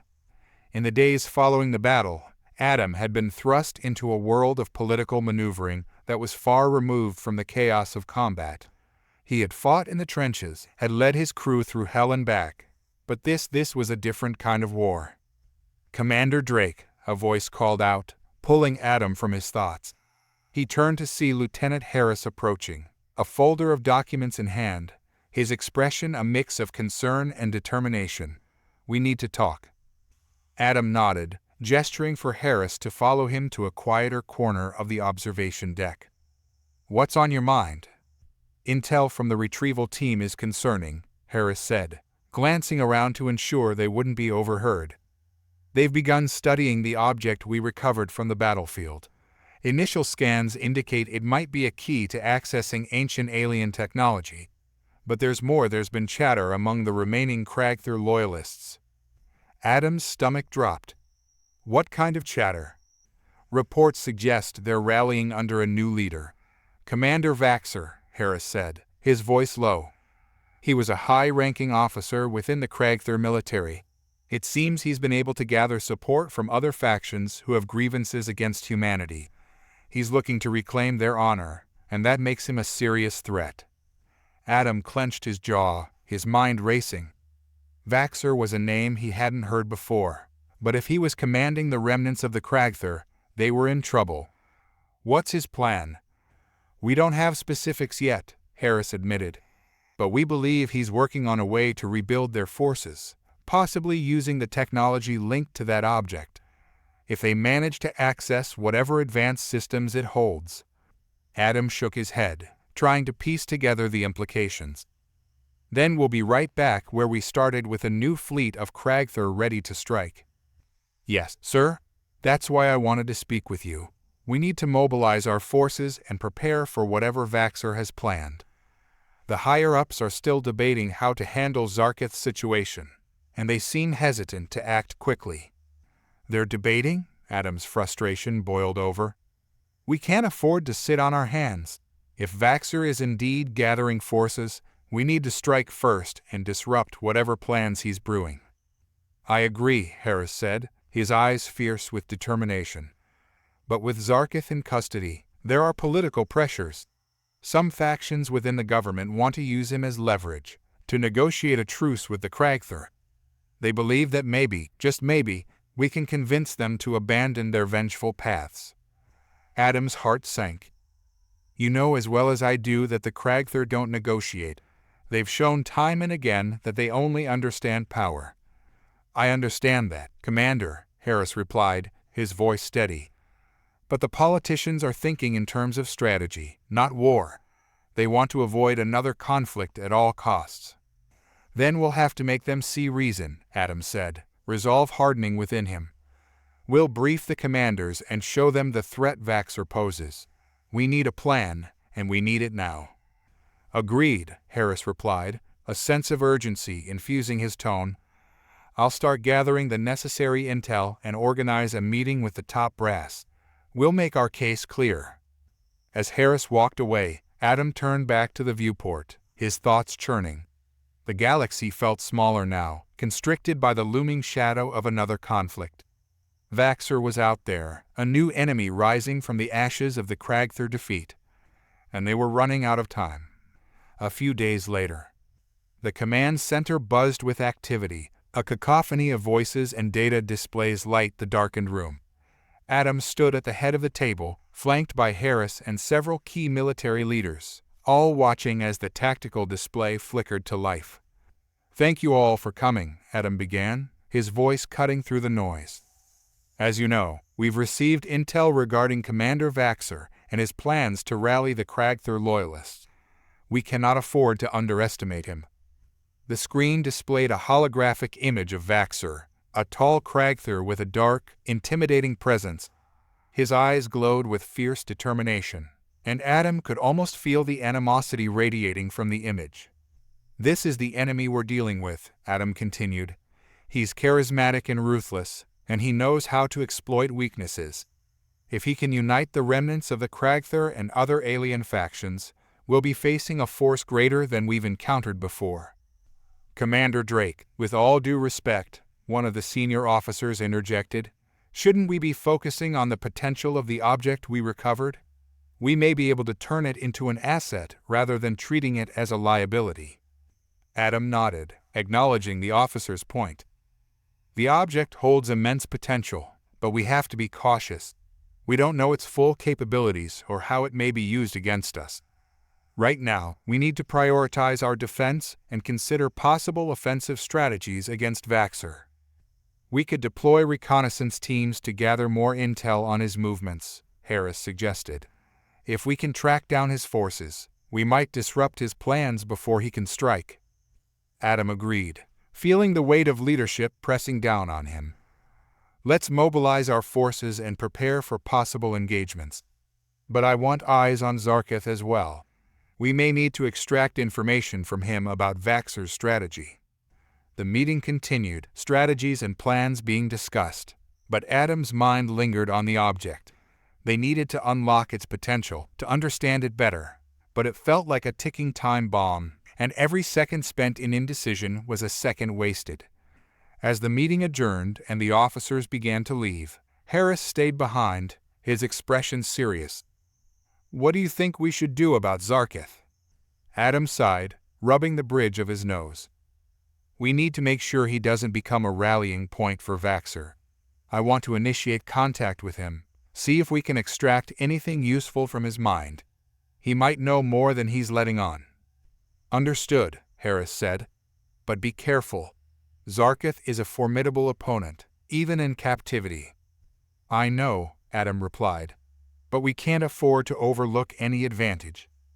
As Adam left the command center, a sense of foreboding settled over him. The stakes were higher than ever, and with each passing moment, Vaxxer's forces could be gathering strength. They were in a race against time, and the implications of failure were dire. Adam felt the weight of the universe pressing down on him, but he couldn't afford to falter. Earth was counting on him, and he would do whatever it took to ensure their survival against the rising threat. The heavy door of the interrogation chamber slid open, and Adam stepped inside, steeling himself for the confrontation ahead. The air was thick with tension, and the faint hum of machinery echoed in the Stark room. At the center stood Zarkith, his chitinous armor gleaming under the harsh lights, eyes narrowed with contempt as he assessed the human who had bested him. "Commander Drake," Zarkith sneered, his voice deep and resonant. "You've come to gloat over your meager victory." Adam met Zarkith's gaze, refusing to show any weakness. "I'm here to talk, not to gloat. Your people are gathering under a new leader, Vaxxer. We need to know what you can tell us about him." Zarkith chuckled, a low, menacing sound. "You believe I would betray my own kind? What makes you think I would reveal anything to you?" "Because it's in your best interest," Adam replied, his tone steady. "Vaxxer wants revenge. If he succeeds, the Kragther will become a threat to your very existence as well. Help us stop him, and maybe there's a chance for you and your people." Zarkith's expression hardened. "You presume to offer me mercy? You, who slaughtered my fleet and imprisoned me like a common criminal." Adam leaned forward, his voice low but intense. "I don't want to kill you, Zarkith. I want to prevent a war that could destroy both our peoples. We've both seen what happens when pride blinds us." Zarkith studied Adam for a long moment, the tension thick in the air. Finally, he spoke, his tone colder. "Very well, human. If you truly wish to understand, I will tell you what you need to know. But know this, I do not do this out of allegiance to you or your kind. I do it for the survival of my people." Adam nodded, sensing an opening. "That's all I need. Start by telling me what you know about Vaxxer and his plans." "Vaxxer is cunning and ruthless," Zarkith began, his demeanor shifting as he spoke of his rival. "He was always ambitious, but his anger has clouded his judgment. He has rallied the surviving Kragther loyalists, but he has also sought alliances with other races who feel slighted by your kind." Adam's gut twisted at the implications. What kind of alliances? "Those with long-standing grievances against humanity," Zarkith replied. "The Cytherians, the Voltari. They see this as an opportunity to strike back. Vaxxer offers them strength, a chance to reclaim their honor. If he can unite them, we could see a coalition powerful enough to challenge Earth." "Then we need to disrupt that coalition," Adam said, his mind racing. "How do we do that?" "Vaxxer's plans rely heavily on secrecy and surprise," Zarkith explained, his eyes glinting with a mix of pride and anger. "If you can undermine his alliances before they are solidified, you may weaken his resolve. He is planning to strike at a vulnerable target, soon an isolated outpost on the fringe of your territory." Adam felt a surge of adrenaline. If we can reinforce that outpost and prepare a counteroffensive, we might be able to cut Vaxer off before he gains momentum. Zarketh's expression turned sly. You would need more than mere soldiers. Vaxer's forces are not to be underestimated. They are filled with rage and desperation, and they will fight fiercely for their cause. Adam straightened, determination hardening within him. Then we gather our forces. I'll speak to the commanders and prepare for an immediate response. If we can move quickly, we might catch Vaxer off guard. Zarketh nodded, an inscrutable look in his eyes. I suggest you act swiftly. Time is against you, and Vaxer will not hesitate to strike. As Adam exited the interrogation chamber, he felt a renewed sense of urgency. Zarketh's information could be the key to preventing another war, but it also placed them all in a precarious position. The risk was immense, but the potential reward could turn the tide in their favor. Back in the command center, the atmosphere was charged with energy. Officers moved quickly, exchanging information and preparing for the impending confrontation. Adam stood at the head of the table, surrounded by key military leaders, as he laid out the plan. Vaxer is planning an attack on an isolated outpost, Adam began, his voice steady. We need to move fast. We have to reinforce that outpost with everything we can muster and prepare for a counteroffensive. One of the senior officers, Commander Jenkins, frowned as he reviewed the data on the tactical display. Sir, the outpost is remote and lightly defended. Even with reinforcements, we can't guarantee they will hold. Vaxer's forces will likely outnumber us. We don't have a choice, Adam replied, frustration edging into his voice. If we let Vaxer attack unchallenged, it will embolden him and his allies. We need to make a stand and show them that humanity will not back down. Harris stepped forward, his expression serious. Commander, if we're sending reinforcements, we need to coordinate a strike force to follow up on the attack.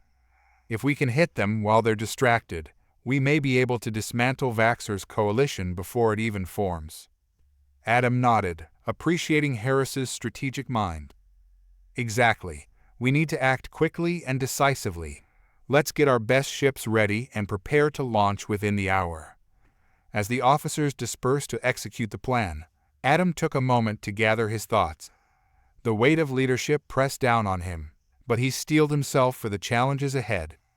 The galaxy was fraught with dangers, and this was just one of many battles he would have to fight.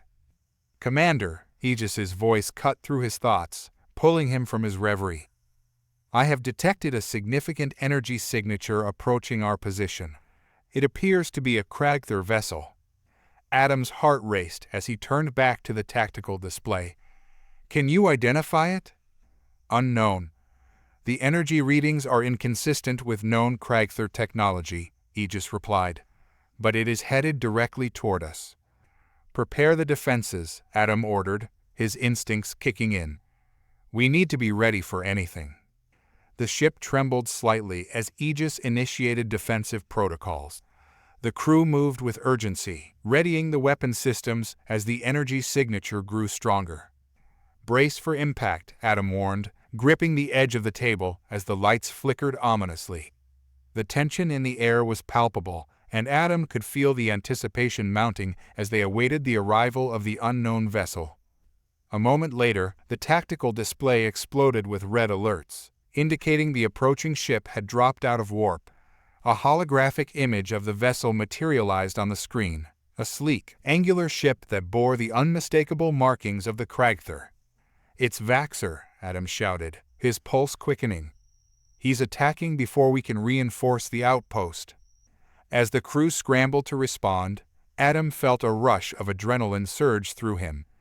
This was the moment he had been preparing for, the chance to confront the new threat before it could grow into something even more dangerous. Arm the weapons, Adam ordered, determination flooding his voice. We're not backing down. Prepare to engage.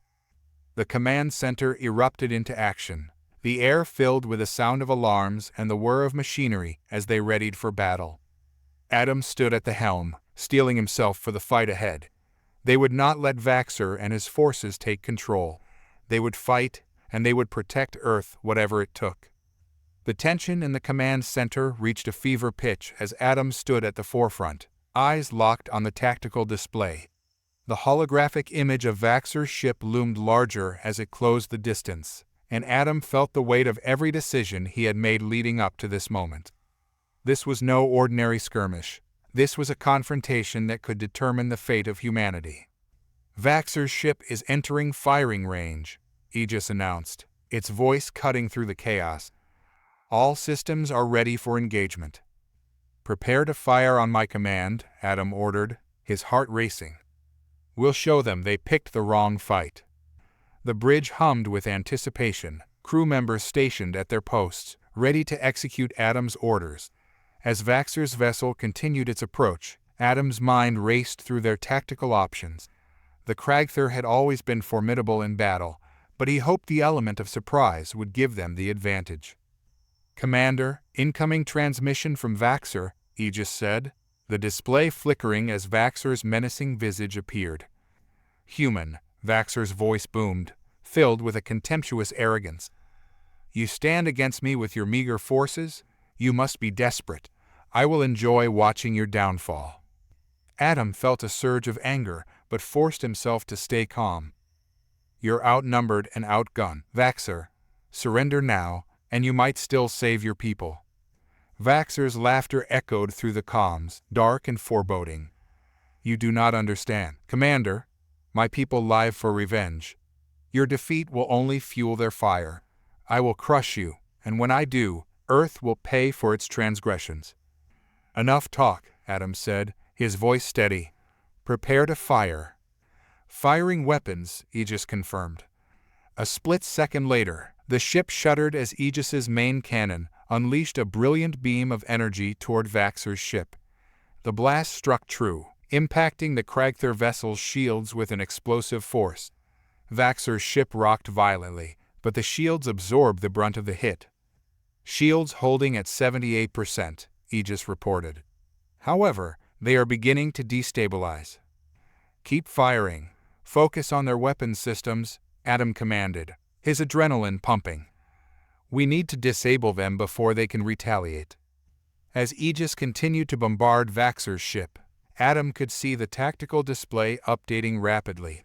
Kragther fighters began to launch from the larger vessel, their small, agile forms darting toward Aegis. The tension surged anew as Adam realized they were entering a full-scale engagement. Defensive maneuvers, Adam shouted. Deploy countermeasures. Aegis activated its point defense systems, firing bursts of laser fire at the incoming fighters. The air crackled with energy as the ship shimmied under Adam's deft control. He maneuvered Aegis through the chaos, dodging incoming plasma fire and returning fire with deadly accuracy. The first wave of Kragther fighters began to dwindle, but they were relentless. More fighters incoming, Aegis warned. We cannot maintain this level of engagement indefinitely.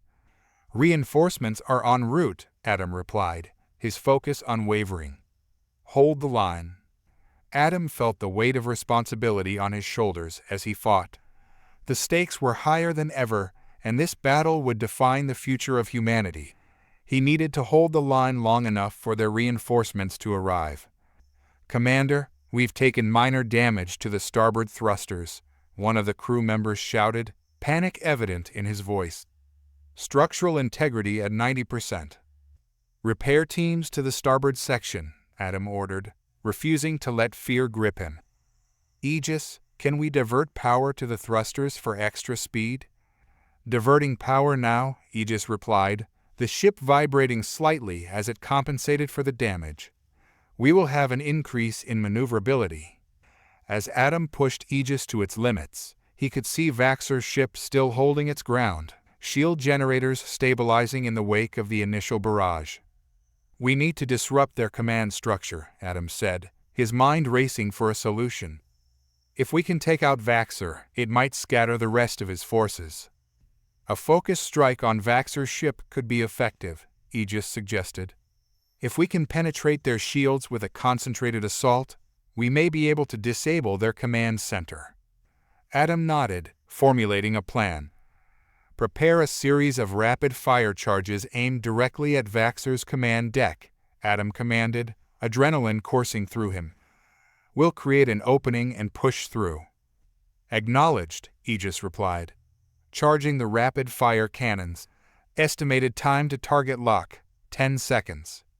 The tactical display showed the Kragther ship still spewing fighters, their laser cannons firing relentlessly as they swarmed Aegis.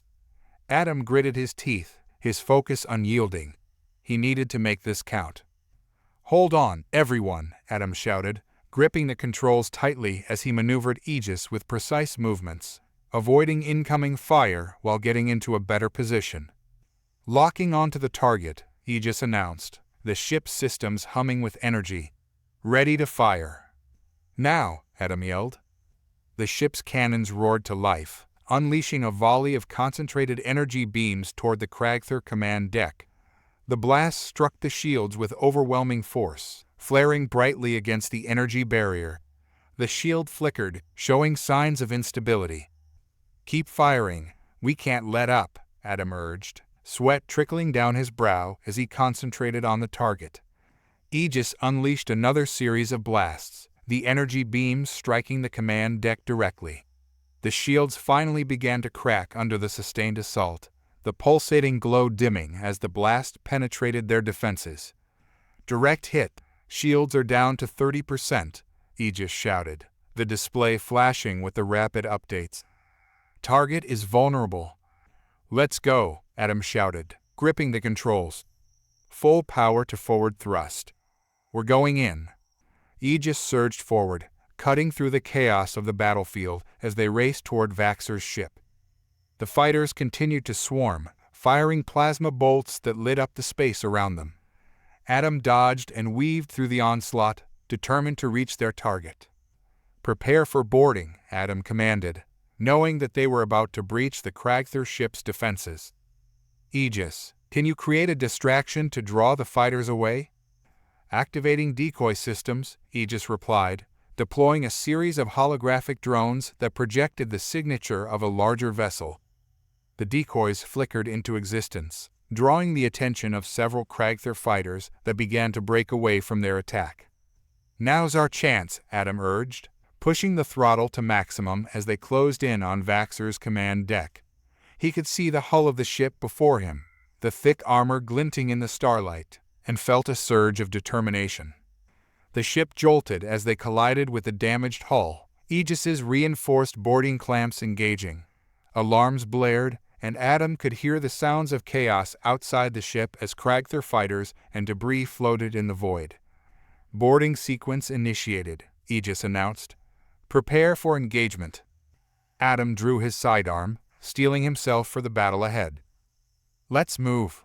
We breach the deck and take out Vaxor. The doors to the boarding area slid open, revealing a corridor dimly lit by flickering lights.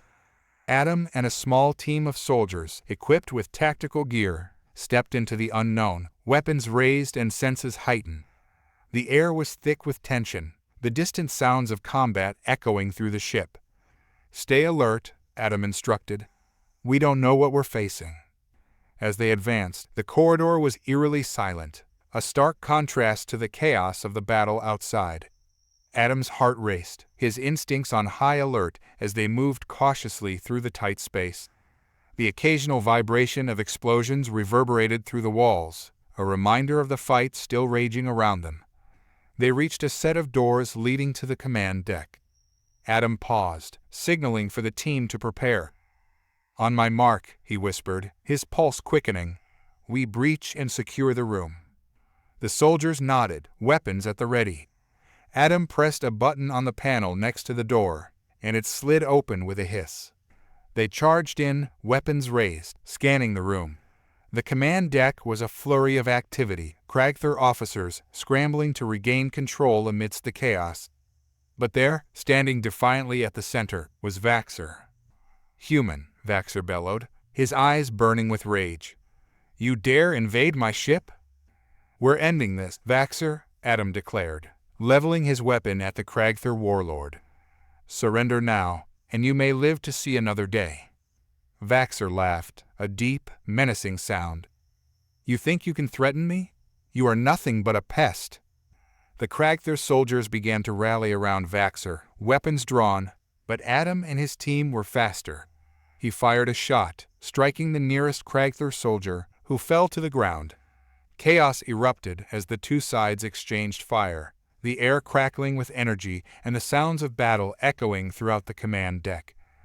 "Push forward," Adam shouted, diving behind a console as plasma bolts ricocheted around him. His team responded with precision, returning fire and forcing the Kragther back. As the battle raged on, Adam locked eyes with Vaxer, who was moving to the rear of the command deck, clearly preparing to make his escape. Adam couldn't let that happen.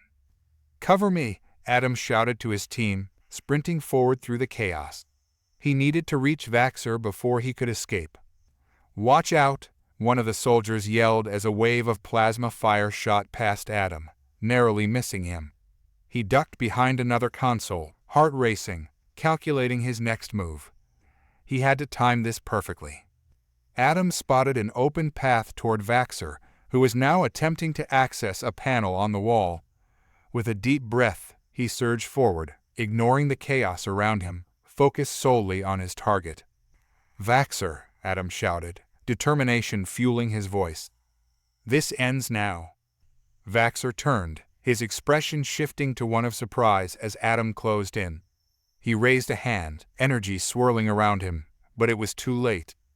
Adam lunged forward, tackling the warlord to the ground, a fierce struggle erupting between them. "Foolish human," Vaxer roared, trying to shake Adam off. "You will regret this." Adam grunted as he wrestled for control, feeling Vaxer's strength and desperation. "Not if I take you down first." With a surge of adrenaline, Adam managed to get his weapon free and pressed it against Vaxer's armored chest. "Yield, or I will fire." Vaxer growled, struggling against Adam's grip, but the anger in his eyes faltered for a moment as he saw the determination etched on Adam's face. "You think you can stop what is to come? I will not surrender to you." The sound of approaching footsteps echoed in the chaos, and Adam knew they didn't have much time. "You're out of options, Vaxer. This is your last chance." As he pressed the weapon harder against Vaxer, the warlord finally stopped struggling, his breath heavy with exertion. "Very well, human. If you think you can best me in this game, then do what you must." Adam took a moment to catch his breath, his heart racing. He had the upper hand, but the battle wasn't over yet. "Secure him," he shouted to his team as he rose to his feet, keeping his weapon trained on Vaxer. The soldiers quickly moved in, restraining Vaxer and securing his weapons. Adam felt a rush of relief, but knew the fight was still far from over. They had disrupted Vaxer's immediate plans, but the larger threat loomed just outside. "Get him to the ship," Adam ordered, pointing toward the exit. "We need to regroup and assess our next move." As Vaxer was escorted away, Adam took a moment to survey the command deck. The battle had raged fiercely, but they had emerged victorious. The remaining Kragther soldiers were either dead or in retreat, and the deck was littered with evidence of the fierce conflict. But as Adam took stock, a thought nagged at him. Vaxer was still a threat, even in custody, and the alliances he had forged could be just as dangerous.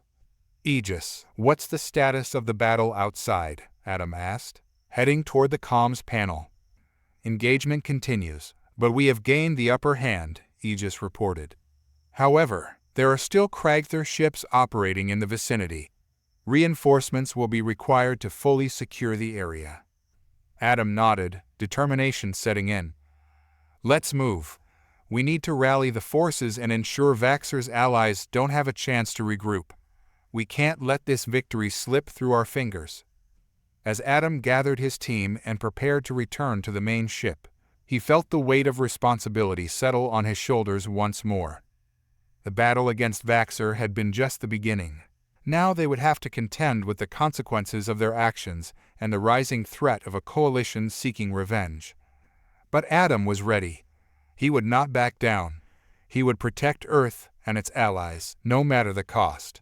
The fight for survival was far from over, and he would ensure humanity stood tall against whatever came next. The atmosphere in the command center was charged with urgency as Adam returned from the command deck. Vaxxer now in custody. Officers moved quickly, processing the aftermath of the engagement while preparing for the next steps in the conflict against the Kragther loyalists. "Status report," Adam called out as he approached the tactical display. "Commander, we've managed to repel the Kragther fighters," Harris replied, his expression serious.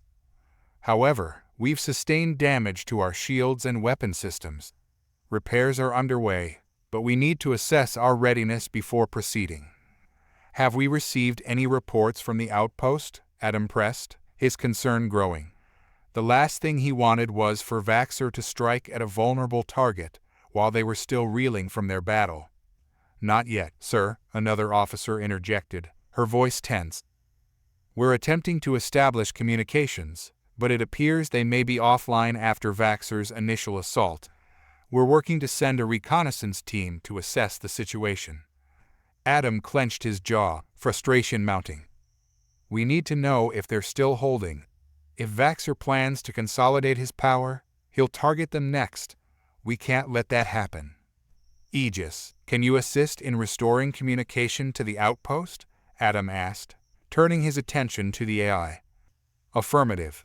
I will reroute power to enhance communication arrays," Aegis replied, the ship's systems humming to life. As Aegis worked, Adam paced the command center, his mind racing with possibilities. They had disrupted Vaxxer's immediate plans, but the warlord was still a formidable opponent.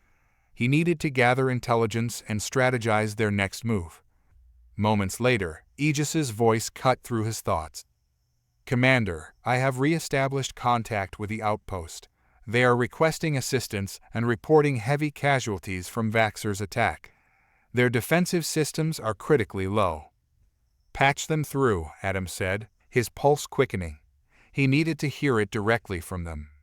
The screen flickered to life, revealing a grainy video feed of the outpost's command center. The officer on the screen appeared battered and worn, his uniform scorched and torn. "Commander Drake, this is Lieutenant Aker from Outpost Alpha. We're under heavy assault. Vaxxer's forces hit us hard, and we're struggling to hold the perimeter. We need immediate reinforcements or we won't last much longer." "Hold on, Lieutenant. We're mobilizing forces to assist you," Adam said, determination in his voice. "What's your current status?" "We've managed to repel several attacks, but our defenses are compromised," Aker replied, his voice strained. "We've lost power to key weapon systems, and morale is beginning to falter. If we don't receive help soon, Vaxxer will overrun us." Adam's heart raced as he listened to the report. Time was running out, and the situation was dire. "We're sending a strike team to reinforce you and secure the area. Keep your defenses up until we arrive." "Understood, Commander. We'll do our best," Aker replied, the tension in his voice palpable. The feed cut off, and Adam turned to his team, his expression resolute. "We need to move. Prepare a strike team and gather any available reinforcements. We can't let Vaxxer gain control of the outpost." "Commander, if we send forces to the outpost, it will leave us vulnerable to a counterattack from Vaxxer's main ship," Harris cautioned, a note of concern in his voice. "We could spread our resources too thin." "Or we could risk losing everything," Adam shot back, the weight of the decision heavy on him. "The outpost is crucial to our defense. If Vaxxer secures it, he'll have a foothold right in our territory." "Agreed," another officer chimed in. "If we can push back Vaxxer's forces at the outpost, it will buy us time to regroup and fortify our defenses." Adam nodded, grateful for the support. "Let's move quickly. Aegis, what's the status of our forces?" "Currently, we have approximately 3 ships ready for deployment, along with a full complement of ground troops," Aegis reported. "However, we will need to act swiftly to avoid further losses." "Get the ships ready for immediate departure," Adam ordered. "We'll split our forces. One ship will head to the outpost to assist Lieutenant Aker. while the other two will stay here to defend against any potential counterattack from Vaxxer." Harris nodded, moving quickly to relay the orders to the crew. As Adam watched the bustling command center, he felt the weight of leadership settle heavily on his shoulders. The stakes were higher than ever, and failure was not an option. Adam stood on the bridge of Aegis, preparing for the imminent departure. The crew was moving efficiently, their focus sharp as they prepped for battle. Adam felt the familiar rush of adrenaline coursing through him. This was what he had trained for, leading his men into the fray. "Aegis, prepare the ship for launch," Adam commanded, his heart steady. "Engines primed and ready," Aegis replied. "We are set to depart at your command." Adam took a deep breath, his gaze sweeping over the crew members he had fought alongside, each one a reminder of the sacrifices they had made. "We're headed into the fire, but remember why we're doing this. Earth and our people depend on us. We will not let fear dictate our actions." The crew nodded, their expressions resolute. Adam's words hung in the air, a bond forged in shared struggle. "Launch," Adam ordered, gripping the console tightly as Aegis powered forward, exiting the docking bay and into the vastness of space. As the ship surged forward, Adam's focus narrowed to the task ahead. They raced toward the outpost, the stars blurring past them as they navigated the expanse. But even as they hurtled toward the battle, a sense of unease settled within him. "Commander," Aegis said, pulling Adam from his thoughts. "We are receiving a distress signal from the outpost. It appears Vaxxer's forces are attacking again. They have breached the outer defenses." "On screen," Adam commanded, and the tactical display flickered to life, revealing the chaos unfolding at the outpost. The feed showed Kragther soldiers swarming the perimeter, pushing through the defenses, while the defenders fought valiantly but were clearly outnumbered. Explosions lit up the scene, debris flying as the soldiers engaged in fierce combat. "Get us there faster," Adam shouted, urgency lacing his words. "We need to reinforce them immediately." "Adjusting course for maximum speed," Aegis replied, the ship thrumming with energy as they accelerated. As they drew closer, Adam's heart raced. He could see the outpost defenses wavering under the relentless assault. Vaxxer's forces were formidable, and it was clear they would need to act fast if they were going to save the outpost and its defenders. "Prepare the drop pods," Adam ordered, adrenaline surging through him. "We'll deploy ground troops directly into the heart of the battle." "Pods are ready for deployment," Aegis confirmed. "We will initiate drop sequence upon arrival." "Let's move," Adam shouted, his determination burning bright as they approached the battlefield. As Aegis broke through the atmosphere, Adam could see the chaos below, the flickering lights of battle light the night. He felt a surge of adrenaline as they neared the outpost, preparing for the fight ahead. "On my mark, drop the pods," Adam commanded, his eyes fixed on the fray below. "We're going to turn the tide." The ship hovered just above the outpost as the crew executed Adam's orders with precision. The drop pods released, plummeting toward the ground, and Adam could see the soldiers inside, ready for combat. "Go, go, go," Adam shouted, adrenaline surging as he prepared to lead his team into the fray. As the pods hit the ground, the doors exploded open, and Adam charged out, his weapon raised, the sounds of battle erupting around him. The air was thick with tension, the cries of battle mingling with the sounds of blaster fire and explosions. "Reinforcements have arrived," Adam shouted, rallying his troops as they moved to engage the Kragther forces.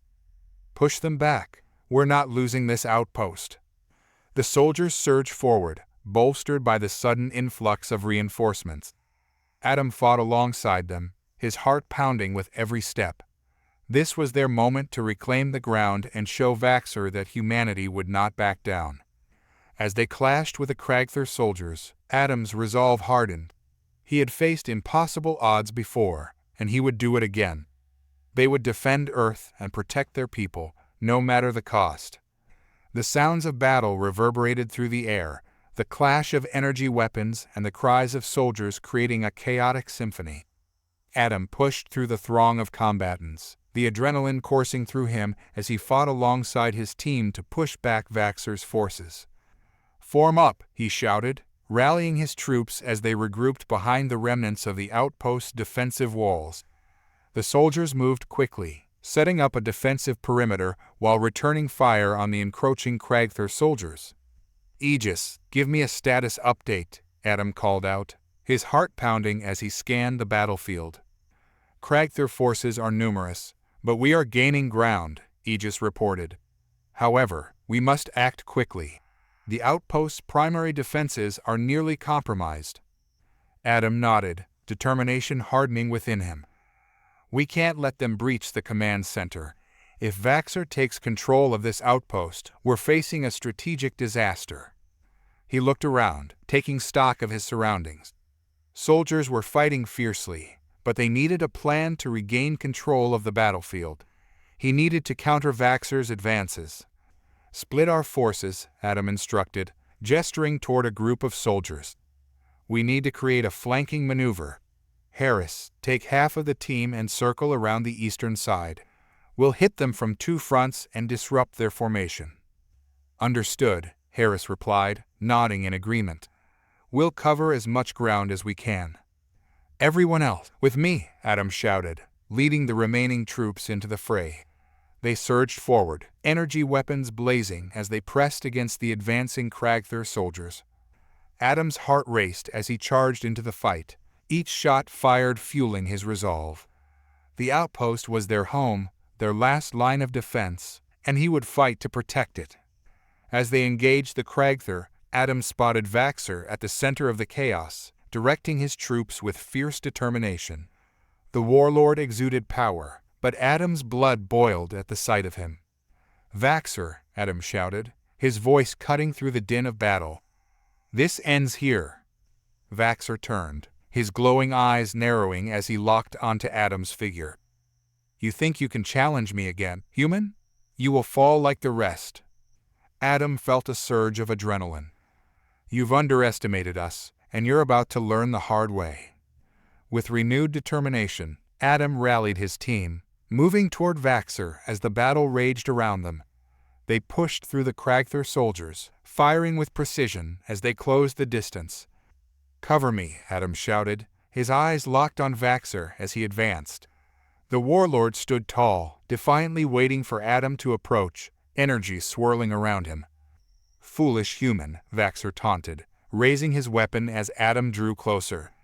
"You will pay for your insolence." But Adam had come too far to turn back.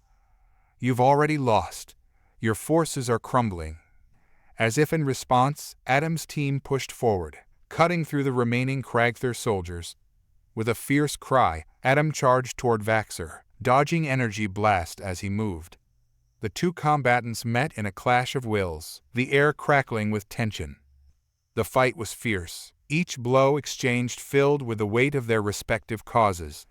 Adam felt the strength of Vaxor's blows, but he refused to back down. He had fought too hard for this moment, and he would not let it slip away. "Your arrogance blinds you, Vaxor," Adam said between heavy breaths. "You think you can rally your people against us, but all you're doing is sealing your own fate." Vaxor sneered, parrying Adam's strike and countering with a swift blow that sent Adam staggering back. "You are nothing. Your kind has brought only chaos to the galaxy." Adam pushed through the pain, rising to his feet as he launched another attack. "No, you've brought chaos upon yourself. Your thirst for revenge will be your undoing."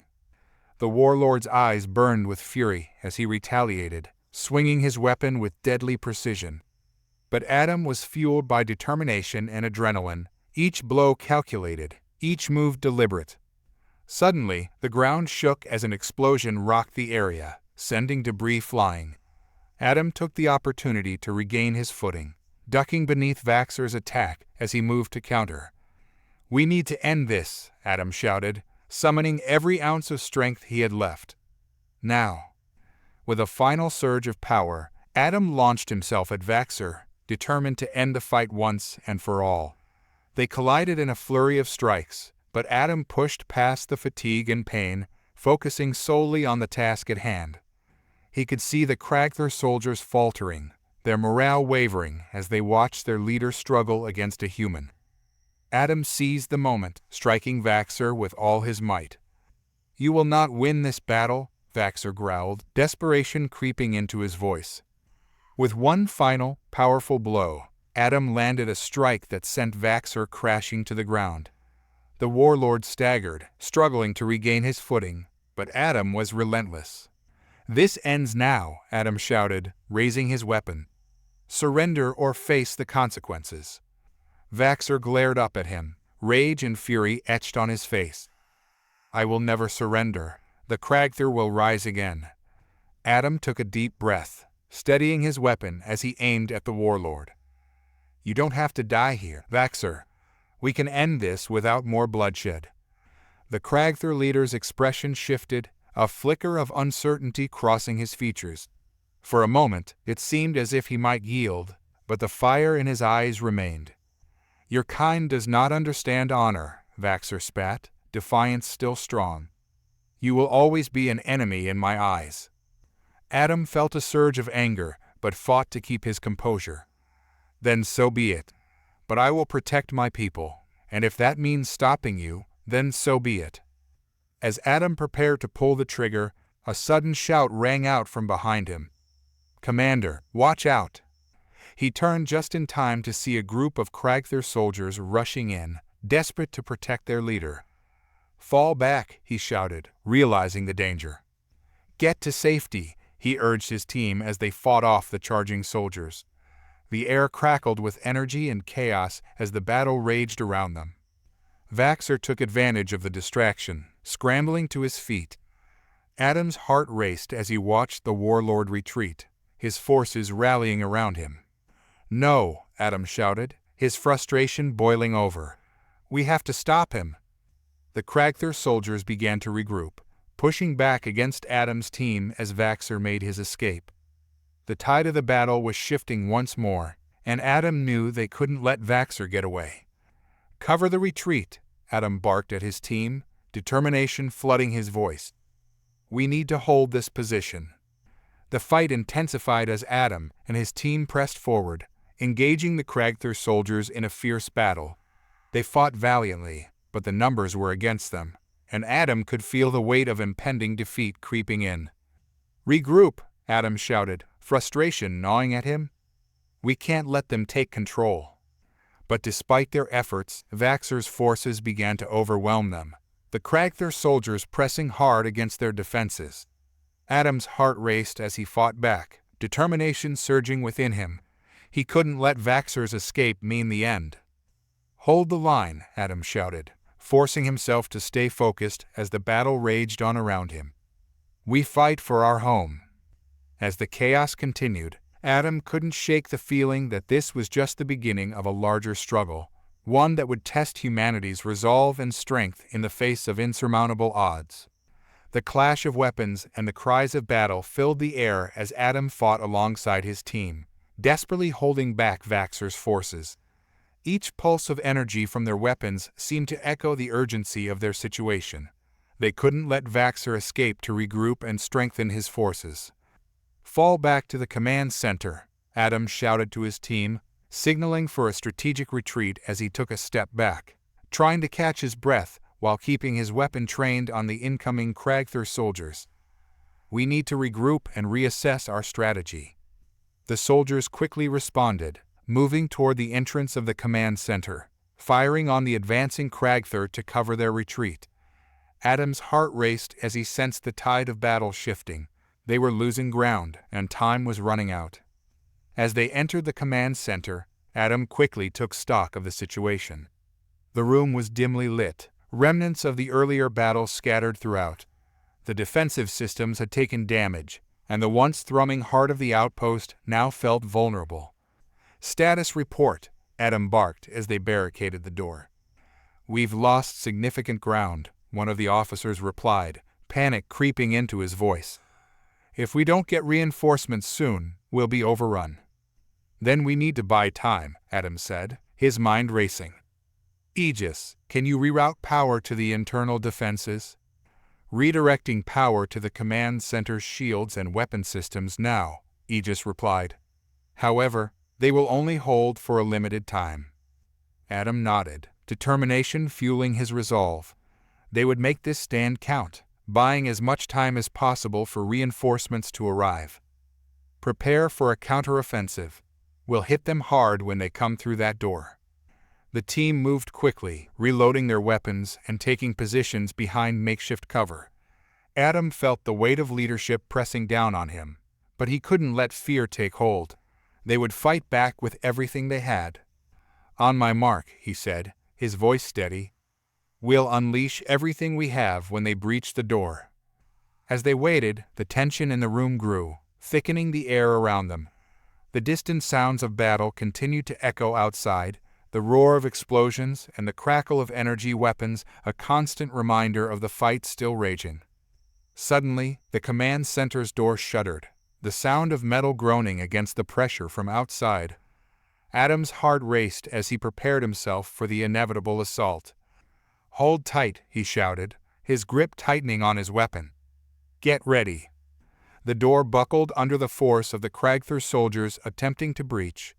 A moment later, it burst open, and the first wave of Kragther soldiers surged into the room. Now, Adam shouted, opening fire as his team unleashed a torrent of energy blasts. The room erupted in chaos as Kragther soldiers fell beneath the onslaught. Push forward, Adam commanded, his voice cutting through the noise. We won't let them take this place. The team fought fiercely, using every advantage they had. Adam moved fluidly, dodging incoming fire and retaliating with precision. The Kragther were formidable, but Adam's determination burned brighter. They had to protect this outpost, and he would not fail. As the battle intensified, Adam caught a glimpse of Vaxer in the chaos, rallying his forces from the back. The warlord was a commanding presence, shouting orders as his soldiers pushed forward. Adam's resolve hardened. He had to confront Vaxer once again. Cover me, Adam shouted to his team as he made a break for it, dodging plasma fire as he navigated through the chaos toward Vaxer. Commander, wait, Harris called out, but Adam pressed on, focused solely on his target. Vaxer, Adam shouted, raising his weapon as he approached. Your fight is with me. Vaxer turned, a wicked grin spreading across his face as he saw Adam approaching. You are persistent, human, but your defiance is futile. You've lost your grip on your forces, Vaxer, Adam replied, his heart pounding as he aimed his weapon at the warlord. Stand down, and this doesn't have to end in bloodshed. Bloodshed is all I crave, Vaxer roared, summoning energy around him as he prepared to retaliate. Adam didn't hesitate. He fired at Vaxer, the shot hitting the warlord squarely in the chest. But to Adam's shock, the energy surged around Vaxer, dissipating the blast before it could cause any real damage. Your weapons are weak, Vaxer laughed, charging forward with a surge of energy, closing the distance between them. Adam ducked and rolled to the side, narrowly avoiding the impact. He scrambled to regain his footing, adrenaline surging as he realized Vaxer was not just a skilled fighter, he was a force of nature. Is this the best humanity has to offer? Vaxer taunted, launching a counterattack with a wave of energy. You will fall before me. Not if I can help it, Adam shouted, retaliating with another shot, but Vaxer deflected it easily, his anger fueling his power. The two battled fiercely, exchanging blows as the chaos of the fight swirled around them. Adam felt the weight of the battle pressing down on him, but he knew he couldn't back down. He needed to end this now. Suddenly, a surge of energy erupted from Vaxer, forcing Adam back as he struggled to maintain his footing. The warlord was growing more powerful with each passing moment, and Adam could feel the danger escalating. Your kind will never understand, Vaxer shouted, the energy swirling around him. You're too weak to survive. Adam gritted his teeth, forcing himself to focus. He couldn't allow Vaxer to gain the upper hand. He had to find a way to turn the tide of this battle. As Vaxer charged forward, Adam caught a glimpse of his team battling against the remaining Kragther soldiers. They were holding their own, but the numbers were against them. "Now," Adam shouted, rallying the troops around him. "We fight together." With renewed determination, Adam pressed forward, leading his team in a coordinated attack against Vaxxer. They worked in unison, providing covering fire as they advanced, driving the warlord back. As the battle intensified, Adam realized they had to create an opening. "Aim for the power conduits on his armor," he shouted. "We need to weaken his defenses." The team focused their fire, striking at the vulnerable points in Vaxxer's armor. Adam could see the warlord faltering as the energy around him began to wane. "Keep pushing," Adam urged, determination igniting within him. "We can't let him recover." With one final, coordinated effort, Adam surged forward, delivering a powerful strike that knocked Vaxxer to the ground. The warlord staggered, the energy flickering around him as Adam pressed the advantage. "This is your end," Adam shouted, aiming his weapon at Vaxxer once more. "Surrender or be defeated." Vaxxer glared up at Adam, fury in his eyes. "You may have won this battle, but I will return. The Kragther will rise again." As Vaxxer prepared to retaliate, Adam pulled the trigger, the shot striking the warlord directly in the chest. But instead of collapsing, Vaxxer unleashed a surge of energy, creating a shockwave that knocked Adam and his team back, sending them sprawling. "Fall back," Adam shouted as he struggled to regain his footing. But the Kragther warlord was already disappearing into the chaos, retreating back to his ship. "No!" Adam yelled, frustration boiling over as he scrambled to chase after Vaxxer. But the Kragther soldiers were regrouping, and the battle was far from over. "Commander, we need to hold this position," Harris shouted, joining Adam as they fought off the advancing Kragther. "We can't let him escape," Adam replied, firing at the soldiers. "He'll regroup and come back stronger." With every passing moment, the tide of battle continued to shift. The remaining Kragther soldiers pushed hard against Adam and his team, their determination palpable as they fought to protect their leader. Adam's heart raced as he pushed through the chaos, desperately trying to regain control of the situation. "We need to secure this outpost and cut off any reinforcements for Vaxxer's forces." As they fought to maintain their position, Adam knew the fight wasn't over. Vaxxer may have slipped through their grasp this time, but Adam was determined to confront the rising threat head-on. The battle raged on, chaos enveloping the outpost as Adam and his team fought fiercely against the remaining Kragther soldiers. Each pulse of energy weapons echoed through the air, and the smell of burnt metal and scorched earth filled Adam's senses. "Regroup!" Adam shouted, rallying his soldiers as they pushed back against the relentless assault. "We need to hold this position until reinforcements arrive." "Commander, we're losing ground," Harris called out, a look of concern etched on his face as he fired at the advancing Kragther. "They're pushing harder now that Vaxxer has retreated." "We won't let them take this outpost," Adam replied, his voice fierce with determination. "We need to fight back and show them that we're not giving up." As Adam and his team pressed forward, they managed to reclaim a portion of the ground, but the Kragther soldiers were relentless. Adam could feel the fatigue setting in, but he refused to back down. They had fought too hard to let Vaxxer and his forces prevail. "Keep pushing, we need to get to the command center," Adam urged, leading the charge as they moved deeper into the fray. Suddenly, the command center doors burst open, and a fresh wave of Kragther soldiers flooded in, weapons raised. Adam's heart sank as they faced yet another onslaught. "Fall back to the inner defenses," Adam shouted, retreating with his team as they tried to regroup in a more secure location. The outpost was beginning to show signs of collapse, and they needed to fortify their position. As they retreated, Adam could feel the weight of responsibility pressing down on him. The fight for this outpost was just one battle in a larger war, and he knew that victory would not come easily. "Commander, we need to establish a defensive perimeter," one of the soldiers shouted, panting heavily. "We can't let them breach the command center." "Agreed, everyone, form a defensive line," Adam commanded, determination surging through him. "We fight together, and we hold the line. With renewed resolve, Adam and his team set up a barricade, using whatever debris they could find to create a makeshift defense. They fought fiercely, holding back the tide of Kragther's soldiers as the battle raged around them. Hours felt like minutes, the conflict wearing on as fatigue threatened to overtake them. Just as Adam began to doubt their chances, the sound of distant engines roared to life outside the outpost. "Reinforcements," one of the soldiers shouted, hope flooding their voices as they recognized the approaching ships. The familiar silhouettes of Earth's ships emerged from the chaos, weapons blazing as they engaged the remaining Kragther forces. The tide of battle began to shift once more, and Adam felt a surge of hope.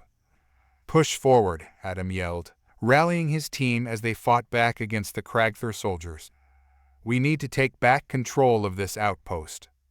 With the reinforcements bolstering their numbers, Adam and his team surged forward, the combined firepower overwhelming the Kragther. The soldiers fought with renewed vigor, pushing the enemy back and reclaiming ground. "Keep moving. We have to secure the command center," Adam shouted, leading the charge as they pressed deeper into the heart of the fight. As they fought their way through the remaining Kragther soldiers, Adam could see the command center in the distance, its walls battered but still standing. They were close. "Almost there," Adam urged, adrenaline fueling his every step as he closed the distance. With a final push, they reached the command center, securing the area as the last of the Kragther soldiers fell back. The outpost was theirs once more, but the cost had been high. Adam could see the toll the battle had taken on his team, the fatigue and injuries weighing heavily on them. "Hold this position," Adam commanded, knowing that they couldn't let their guard down. "We need to ensure that Vaxxer doesn't make another move." The team set to work, securing the command center and tending to the injured. As the adrenaline began to fade, Adam felt the exhaustion wash over him. They had survived the battle, but the war was far from over. "Commander," Harris approached, a look of concern on his face.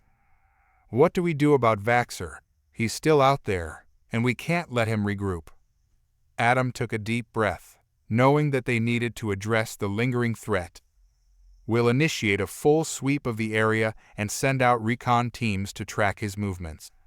We can't allow him to gain any ground." Just then, a comms officer approached, a look of urgency in his eyes. "Commander, we've intercepted a transmission from Vaxxer. He's regrouping with his remaining forces, planning a counterattack on our position." "Damn it," Adam muttered, feeling the weight of responsibility pressing down on him. "We need to be ready for him, prepare for another fight." As they fortified their defenses, Adam felt a surge of determination. They had fought hard to reclaim the outpost, and he would not let Vaxxer take it away from them again. Hours passed, and the atmosphere in the command center shifted from exhaustion to tension as the team prepared for the impending counterattack. Adam paced the room, formulating their strategy. "Aegis, can you analyze Vaxxer's forces?" Adam asked, seeking any advantage they could find. "Analyzing now," Aegis replied, the tactical display lighting up with information. "Vaxxer has gathered a significant number of Kragther soldiers, but they appear to be disorganized following their earlier defeat. This may work to our advantage." Adam nodded, feeling the weight of hope. "If we can exploit their disarray, we might stand a chance to push them back once and for all." "Agreed," Harris added, stepping forward. "We should set traps and use guerrilla tactics to outmaneuver them. Let's turn their own strategies against them." "Let's do it," Adam said, determination surging within him. "We'll prepare a counteroffensive of our own. If Vaxxer thinks he can reclaim the outpost, he's sorely mistaken." As they set their plans into motion, Adam felt the energy in the command center shift from exhaustion to resolve. They were ready to fight, to protect their home, and to ensure that Vaxxer's ambitions would be thwarted once and for all. The sun dipped below the horizon, casting a crimson glow over the battlefield as the two forces prepared for confrontation. Adam stood at the front lines, his heart pounding as he surveyed the Kragther troops approaching in the distance. "Stay sharp, everyone," Adam shouted, rallying his troops. We're ready for whatever Vaxxer throws at us. As the Kragther soldiers closed in, Adam's instincts kicked in. He could see Vaxxer at the forefront, rallying his troops with the same fierce determination that Adam had witnessed before. Now, Adam commanded, signaling for his team to open fire. The air erupted with energy blasts as Adam and his forces engaged Vaxxer's soldiers head-on. The battlefield was a cacophony of sound and fury, the clash of energy weapons and the cries of combatants mixing into a chaotic symphony. As the two forces collided, Adam pressed forward, determined to reach Vaxxer and end the conflict once and for all. The fight was fierce, each side struggling for dominance, but Adam's determination fueled his resolve. "Push forward," Adam shouted, leading the charge as they fought to breach Vaxxer's lines. Amid the chaos, Adam caught sight of Vaxxer, still fighting fiercely at the heart of his forces. "Vaxxer," Adam shouted, his voice cutting through the din. "Your fight is with me." Vaxxer turned, eyes burning with fury. "You think you can defeat me again, human? You will pay for your insolence." Adam's heart raced as he charged toward the warlord, determination surging within him. The two collided once more, energy swirling around them as they exchanged blows in a fierce duel. "You will not win," Vaxxer roared, summoning energy to his weapon as he launched an attack. Adam ducked and rolled, narrowly avoiding the blast. "I'm not here to lose," he shouted, firing back with all his might. As the battle raged around them, Adam could feel the tide shifting. His forces were rallying, pushing back against Vaxxer's troops. They were gaining ground, and Adam knew they had to keep the momentum. With renewed determination, Adam fought fiercely, striking at Vaxxer with everything he had. The warlord retaliated, but Adam was relentless, refusing to back down. "Your reign of terror ends here," Adam shouted, pressing the attack as they clashed again. Suddenly, the ground shook as an explosion rocked the area, and Adam was thrown off balance. He scrambled to regain his footing, but the chaos of battle threatened to overwhelm him. As he looked around, he could see his soldiers fighting valiantly, pushing back against the Kragther forces, but the threat was still present, and Adam knew he had to act quickly. "Focus fire on Vaxxer," Adam commanded, rallying his team as they moved to surround the warlord. "We can't let him escape." The soldiers responded, unleashing a barrage of energy blast at Vaxxer, the sheer volume overwhelming the warlord. The energy surged around him, flickering as he fought to maintain control. "No!" Vaxxer shouted, his voice filled with rage as the energy surged dangerously around him, flickering and sputtering in response to the onslaught. He staggered back, struggling to maintain his footing under the barrage of fire. Adam seized the moment, charging forward with renewed determination. "This ends now, Vaxxer. You've brought nothing but chaos and destruction to the galaxy." With a final push, Adam unleashed a powerful blast directly at Vaxxer, the energy striking the warlord squarely in the chest. The impact sent Vaxxer tumbling backward, his armor cracking under the pressure. For a moment, the battlefield seemed to freeze, all eyes on the formidable Kragther leader as he struggled to rise. "Enough!" Vaxxer roared, struggling to regain his composure as he unleashed a wave of energy that swept across the battlefield, throwing soldiers off their feet. "You think you can defeat me? I will not be so easily vanquished." Adam stumbled but regained his balance, determined to press the advantage. "You're outnumbered and outmatched, Vaxxer. Your time is over." As the battle raged on around them, Adam's forces surged, bolstered by the sight of their commander pushing forward. The tide was shifting in their favor. Vaxxer was powerful, but desperation made him reckless, and Adam planned to exploit that. "Now," Adam shouted to his team, rallying them as they prepared for one final assault. "We finish this together."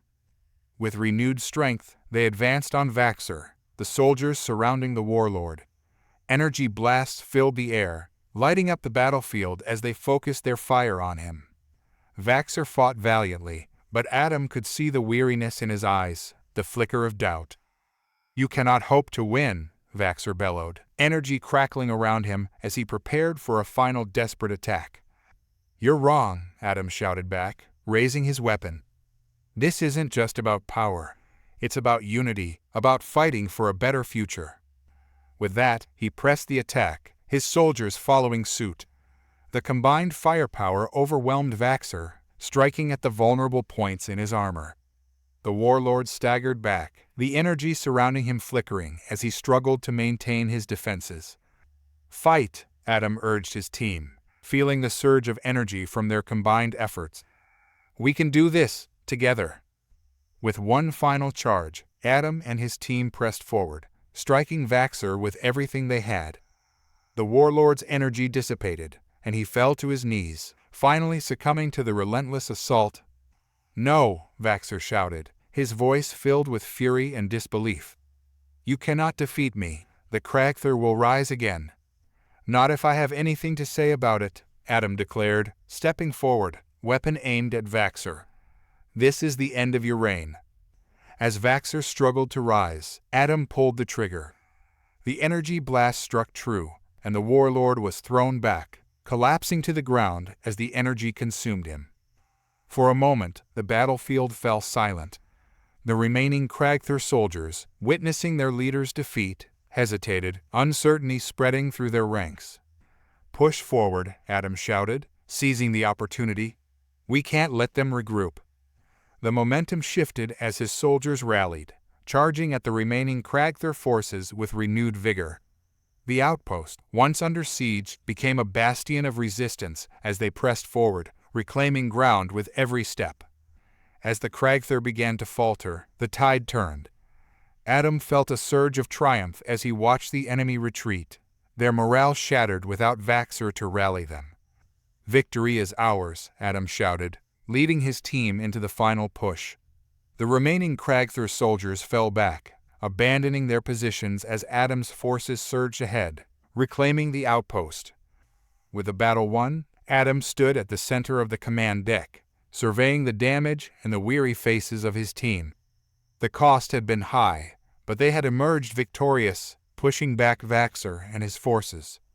"Commander Drake," Harris said, approaching with a weary expression, "we did it. The outpost is secure." Adam nodded, taking a deep breath as the weight of the battle began to lift. "But at what cost? We lost good people today." Harris glanced around, his expression somber. "We fought bravely, and we protected what mattered most. We'll honor those we lost and ensure their sacrifices were not in vain." As the crew began to clean up the remnants of the battle, Adam took a moment to collect his thoughts. The fight was far from over. Vaxer's retreat would only embolden the Kragther loyalists in the future. They had won a battle, but the war for peace in the galaxy was still on the horizon. "Aegis, what's the status of Vaxer's remaining forces?" Adam asked, his voice steady. "Scans indicate that Vaxer's remaining ships are retreating from the area," Aegis replied. "However, they may regroup and pose a threat again in the future. We should remain vigilant." "Agreed," Adam said, his resolve hardening. "We need to assess our defenses and prepare for any further attacks. This isn't over." "Commander, we need to start thinking about our next steps," Harris said, stepping beside Adam. "We can't allow Vaxer to regroup. We should consider a more aggressive strategy." Adam nodded, the weight of leadership settling upon him once more. "We'll prepare to take the fight to them. But first, we need to ensure our defenses are secure and regroup our forces." As they moved to the tactical display, Adam's mind raced with possibilities. The fight against Vaxer and the Kragther had revealed the depths of the challenges they faced, and the road ahead would be fraught with danger. But Adam was determined. He would protect Earth and its people, and he would not let the rising threat destroy all they had worked for. "We'll fight, and we'll adapt," Adam declared, steeling his resolve. "Together, we'll ensure that humanity stands strong against any threat." As the team rallied around him, Adam felt a sense of unity and purpose. They had fought hard, and while the scars of battle remained, they were ready to face whatever lay ahead. And as they prepared for the challenges to come, Adam knew one thing for certain: the fight for their future had only just begun.